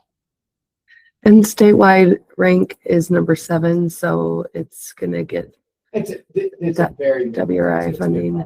So some other things I forgot to mention in my nervousness, but they are looking for a non-point source grant as well, that they're hoping to get a decent amount of money that they should know about pretty soon. And this system needs help. After the season, it needs. So I think you'll find the beavers do a much better job, much faster than you're gonna be able to do. Yeah, and hopefully with building some of this, it'll help them stay where they are instead of moving. But and you have the resource to use beavers. It's not like you're trying to build beaver habitat and then you've already got the resource. Yeah. Okay, Alex, project. Okay, a second. A motion from Andy to approve, a second from Drew. All in favor, say aye. Aye. Any opposed, say no. Motion passes. What's the total budget for this again? You need the That feels pretty cheap. Habitat Council asked was 15. That feels like a lot of work for 100,000, doesn't it? Those structures are pretty cheap though too. Are they? Okay. Southeast region repair and restoration, 27. Yeah, so my name's Colton Taylor. I'm the impact analysis biologist in the Southeastern region, and I apologize in advance for not having a nice PowerPoint slide put together for you. I'm a little new to presenting, but we can look at the photos. I'll take it over next time. These are photos from this last year. It's basically the same thing we did last year, trapping nuisance beavers throughout the region and relocating them to areas where we want beavers. One of the areas is upwater drainage. We release beavers further up in upwater drainage. This is a photo of some of our partners. There's state parks. On the left, there's Forest Service, and then our trapper that we contracted out this year. But the plan is kind of the same thing, to hire a contractor and trap nuisance beavers, and then he'll bring them to our office where we'll quarantine them. And what we did this last year, we were trapping later in the summer and trying to trap family groups with hopes that if we were trapping later in summer and getting family groups, they'll stay where we put them, or more likely stay where we put them. And I feel like we've had fairly decent success so far. We trapped out a few family groups, and we've been out monitoring them throughout the year after we release them. This is a photo 2 months after releasing them, and they're still there. This is up in Upwater, that upper drainage there. And yeah, they seem to have stayed put so far, as long as they made it through the winter. Like Kevin said, we tried to make it up there yesterday, and the gates were closed. So as soon as we can get up there, check, we'll take a look. Another part of that funding was purchasing living with beaver materials for things like this, areas where we can try to help mitigate issues with nuisance beavers and keep beavers in some of those areas. This is Schofield State Park. They're down off that culvert. So we cleared the dam out and put a beaver deceiver on the north end, and so far have had some fairly success keeping them out of there. That's one of the places we're trapping out of as well. We've purchased pond leveling structures and beaver deceiver materials and tree wrapping materials. We were wrapping trees earlier this week at Wellington Pond, where they're having issues there. Beavers taking out cottonwoods around the pond. The Wellington City wasn't super happy, so figured if we can wrap some of those trees, they might be willing to let some of them stay there, that area. The thing that's different this year is we're asking for an additional $5,000 for our quarantine facility. This last year, we were quarantining them in a bear trap trailer. And so that was kind of a bottleneck we had. We were only able to catch one family group at a time, trap in one location at a time. And so we'd have to catch and let the trapper sit while they quarantined. And then when they were done, we could haul them off. But if we had multiple quarantine facilities, we could double our trapping efforts and move quite a few more beaver down there. Also, that trailer is going to be actually used this year to trap beaver, or trap bear, sorry. So that is kind of being taken out of the equation. So that's kind of the project in a nutshell. Questions? I have one. You sure you can build a beaver quarantine center for that little amount of money? I think so. We'll be doing all the labor ourselves. And just basically pouring a cement pad. It's going to look like more like a dog run is the plan up at our Gordon Creek WMA. So I said this at an earlier meeting, because this is the second one that we've seen. Beaver quarantine units seem to be all over the chart as far as cost and what they look like. It'd be nice to have a model or template of what a beaver quarantine unit should look like and what it should cost at some point. Since we've seen now 3 over the last 2 years, and they're all over the place. I think we saw one for $100,000. Right. So, Colton, that's not something that for you really per se. I think that's a great suggestion that we'll take on from the Salt Lake office. That you will come up with maybe our reasonable design, the motel regions, if you need a quarantine facility, do it this way. We expect it'll cost about this much. And, we'll try to vet that out. That's the reason, so they, something to go with, so we didn't want to get this disparity of a $5,000, you know, facility versus $100,000 estimate for almost the same thing. Whose was doesn't matter, but where was the? Answer your question.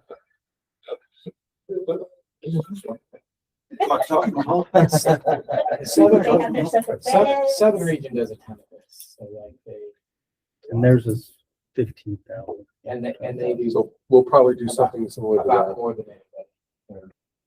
So I do have a motion if we're done. Let's do it. I move to approve, but not the 5,000. If we're gonna, approve something, it should be based in some sort of, model for what a beaver quarantine unit should look like. And I say that, that's what we want. It's a standard. Do that. Probably 15, but That's still relatively inexpensive. it is. So I'll second that. Talk with Southern region, if we have it already, Coop. They do a lot of this. And you'll get some more guidance from Salt Lake, and we're gonna try to create consistency across the region. So The southern regions, I think they requested 15,000. Northeast was requesting a lot more than that. Theirs was 100, I think. Yeah. Just talk with Southern region. I think there's a reasonable, they've done this for the most years. Okay. They've Think done about this half for- of what the Northeast region was asking for, and And- it'd probably be a ballpark. Central's done several now too. I think somewhere in that 20,000 range is good spot. okay. So do you want to amend your motion to give us the amount? 20,000? Second. That kind of motion amended to 20,000. From Drew, seconded by Kobe. All in favor, say aye. Aye. Any opposed, say no. I think if you build something too much on a budget, you'll regret it when you're rebuilding it next year. Right, that makes Is what that they're makes trying sense. to say. I think I said that at the previous meeting. If you had built something, all right. Mine always cry once. Yay. That's definitely good. Thanks, Colton. You did so good. You got extra money. Good job. That does not happen very often. Rainbow pulled that off once too. And it was great. So, last projects, Northern Region, Community Fisheries, Docks, and Aeration. Last but not least, I don't have PowerPoint either, but Mr. I'm gonna say you're welcome. It's this. Keep it quick. Fair enough. Can we go to the map first? Yeah. Remember to introduce yourself. Oh, yeah. Chris Penny. I'm the aquatics program manager for the Northern Region, and I constitute most of our community fisheries biology and habitat work. So Chris Crockett talked a little bit about it, but we've completed a lot of the habitat when it comes to these community fisheries that we have in the north, and we've seen good success with it. We had ponds that previously couldn't hold fish, like bluegill and bass, that now do. But one of the focuses that we now have is on access, just making sure that people can make it down to the water easily and conveniently. And so we've been trying to make it a habit to work with city every year or two that has a need and a desire for universal access, and see if we can basically improve it, make it easier for people to fish. Can you zoom in on the one here in Clinton? Just so people can get a layout of the pond. This pond's a little 3-acre one. It's been in the program for quite a while. It's long and narrow, but the city is still interested in having a dock at their pond. So I've actually put the black dot there where the dock would most likely go. That's one of the widest parts of the pond. There's been a lot of work done to the pond over the past several years. It operates kind of more like a slough where it gets stormwater drainage, but the city of Clinton has invested in a lake mower. They use to actually mow aquatic vegetation in the lake monthly. In addition, they've got a number of different aerators. And then for this one, we wanted to go a little bit higher on the in-kind from Clinton, but we actually tried a dock there in 2020. That's when prices skyrocketed. The amount of money we asked for did not make the project go. But as part of their in-kind for that project, they did install a $200,000 bathroom during that time period when we weren't able to complete the dock. And then added some other things for access there to completing that pathway, et cetera. So, can we go to the pictures now? Okay, so now do the two image before there. This is just a picture of Clint Pond on the ground. It's got a nice particle pathway to walk around. Quite a bit of vegetation that we've been working with the city on. You can see basically it's kind of the natural riparian vegetation like sedges, rushes, even willows. So it's got a little bit more natural feel, but that's also helped with water vegetation control, nutrient control in the pond. Okay, can we go to the documents now? And let's go to the far west ignoring signs first. Just want to show how popular these docks are, and this is also a thank you for one of the last ones. This is the far west dock almost completed. You can see how badly people wanted to get out and fish it, even when it wasn't completely finished. That dock ended up turning out really great. It's like 100 feet long, wraps around. The city held kind of big ribbon cutting for it. Took a lot of effort and everything, but that just goes to show how popular these things are, what can happen when you line things up at the right spot. So, okay, go to the dock proposal next, and then just scroll down to the bottom of it. So we've had a installer. I have an AI, so I cannot physically scroll through the device screen. Yeah, it's everywhere these days. All right, we've got a dock manufacturer that's really done a lot of the key docks in the past few years. Jacobson Construction, they've done a really good job. But what used to cost $70,000 for them for a stationary dock that's in the pond now costs $170,000. That's getting the cost per acre. So the bid that we got is from Norco Marine, which is out of northern Colorado, and Division Wildlife already has a contract with them. And for this dock here with a 30-foot gangway, and then I think that's maybe 20 by 10 fishing platform there with rails. It is floating dock, but it would be stationary with poles that would hold it in place and allow it to float up and down. That'd be about $16,000. So can we go to the next part, which would be, let's go back to the map.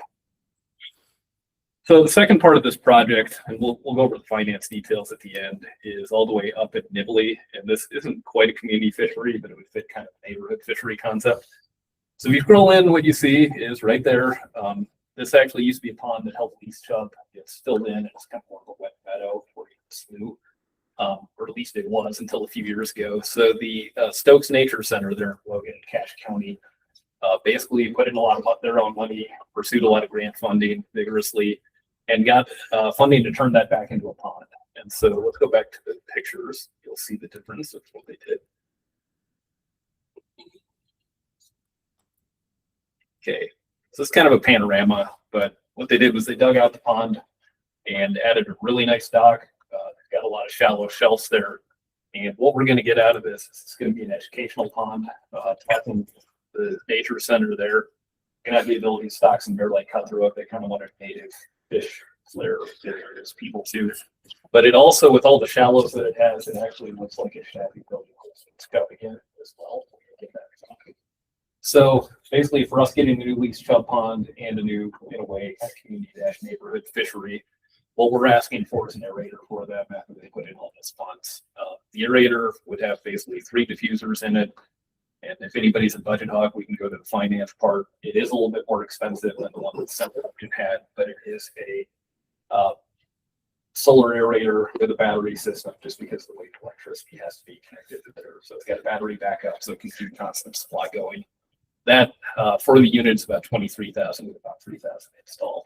And then for the dock, it was about 68,000. I added about 10% contingency there. And then Flint City is willing to put in 5,000 to help with their incline power.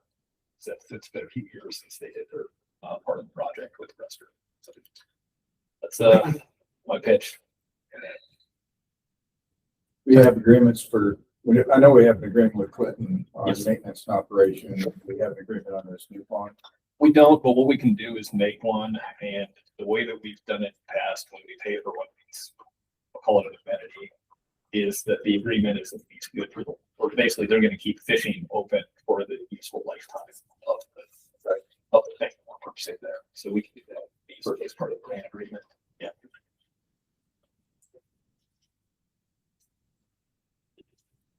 Fishing directors looking at you.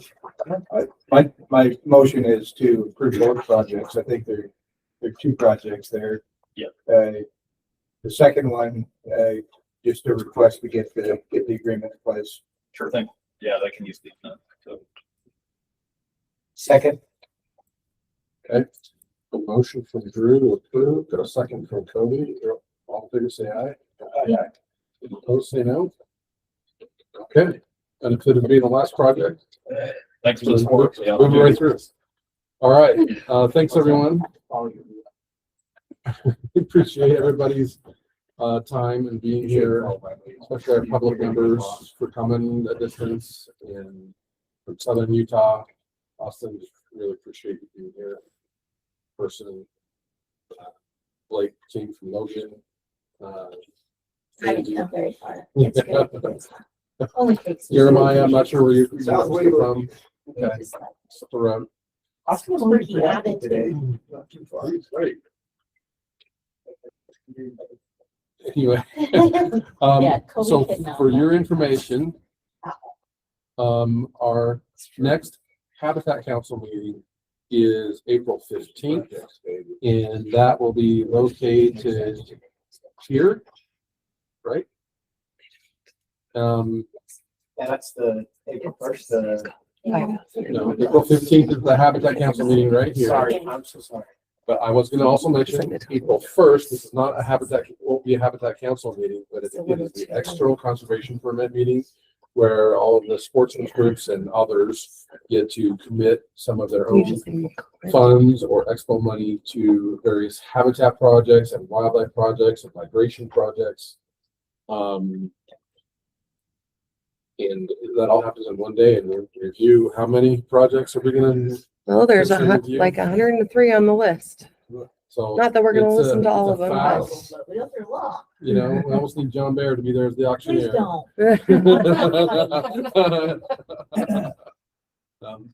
Love you, John. Oh. Where is that?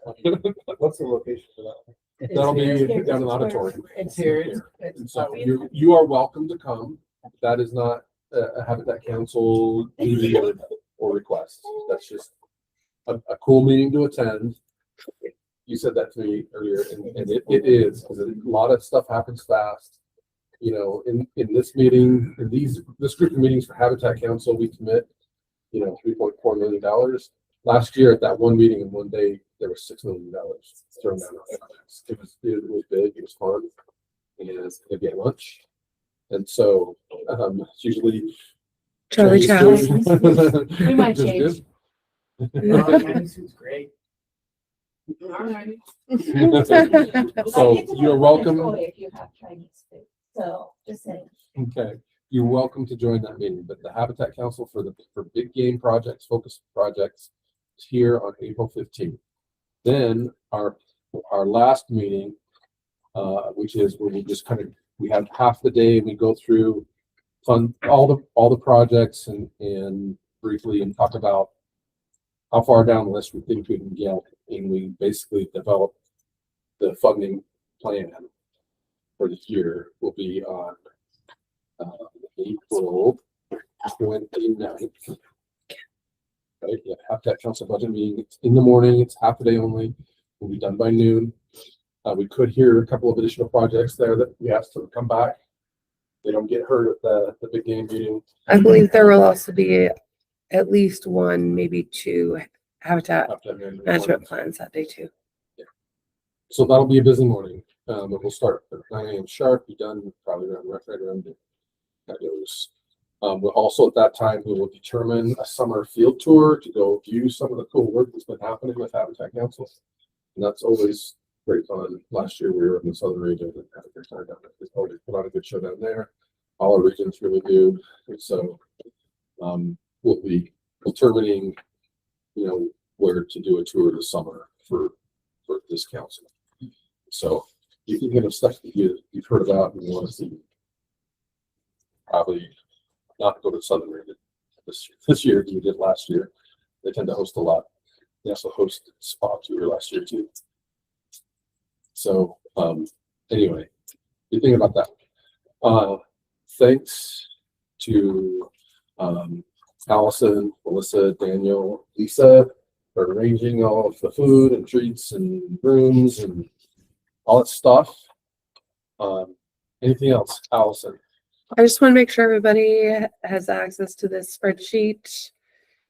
If you have any issues, let me know, but it should be, we'll continue to update it as we go through. And then also, we didn't really talk about comments back for Josie. Oh, right. Yeah, if you have a chance, the link to that habitat management plan for Loafer Mountain is in the calendar invite. You can get to it there. And if you have to do that over the next couple of weeks, we'd like to hear back if you have any comments, concerns. Help us help them make their plan better.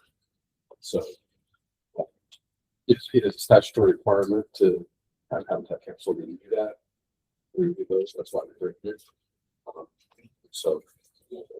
But we don't have to spend tons of time doing that. No, it's good. I reviewed several of them and I found things that I was concerned. We got it that worked for the rest of them. So that's why. So okay. Thank you so much. We're done for today. We have a motion to adjourn. Move. Great. Second. Non-debatable, we're out. We're done. Thanks, KB team. Well, can we Thanks, debate Carmen. that Colby can't leave?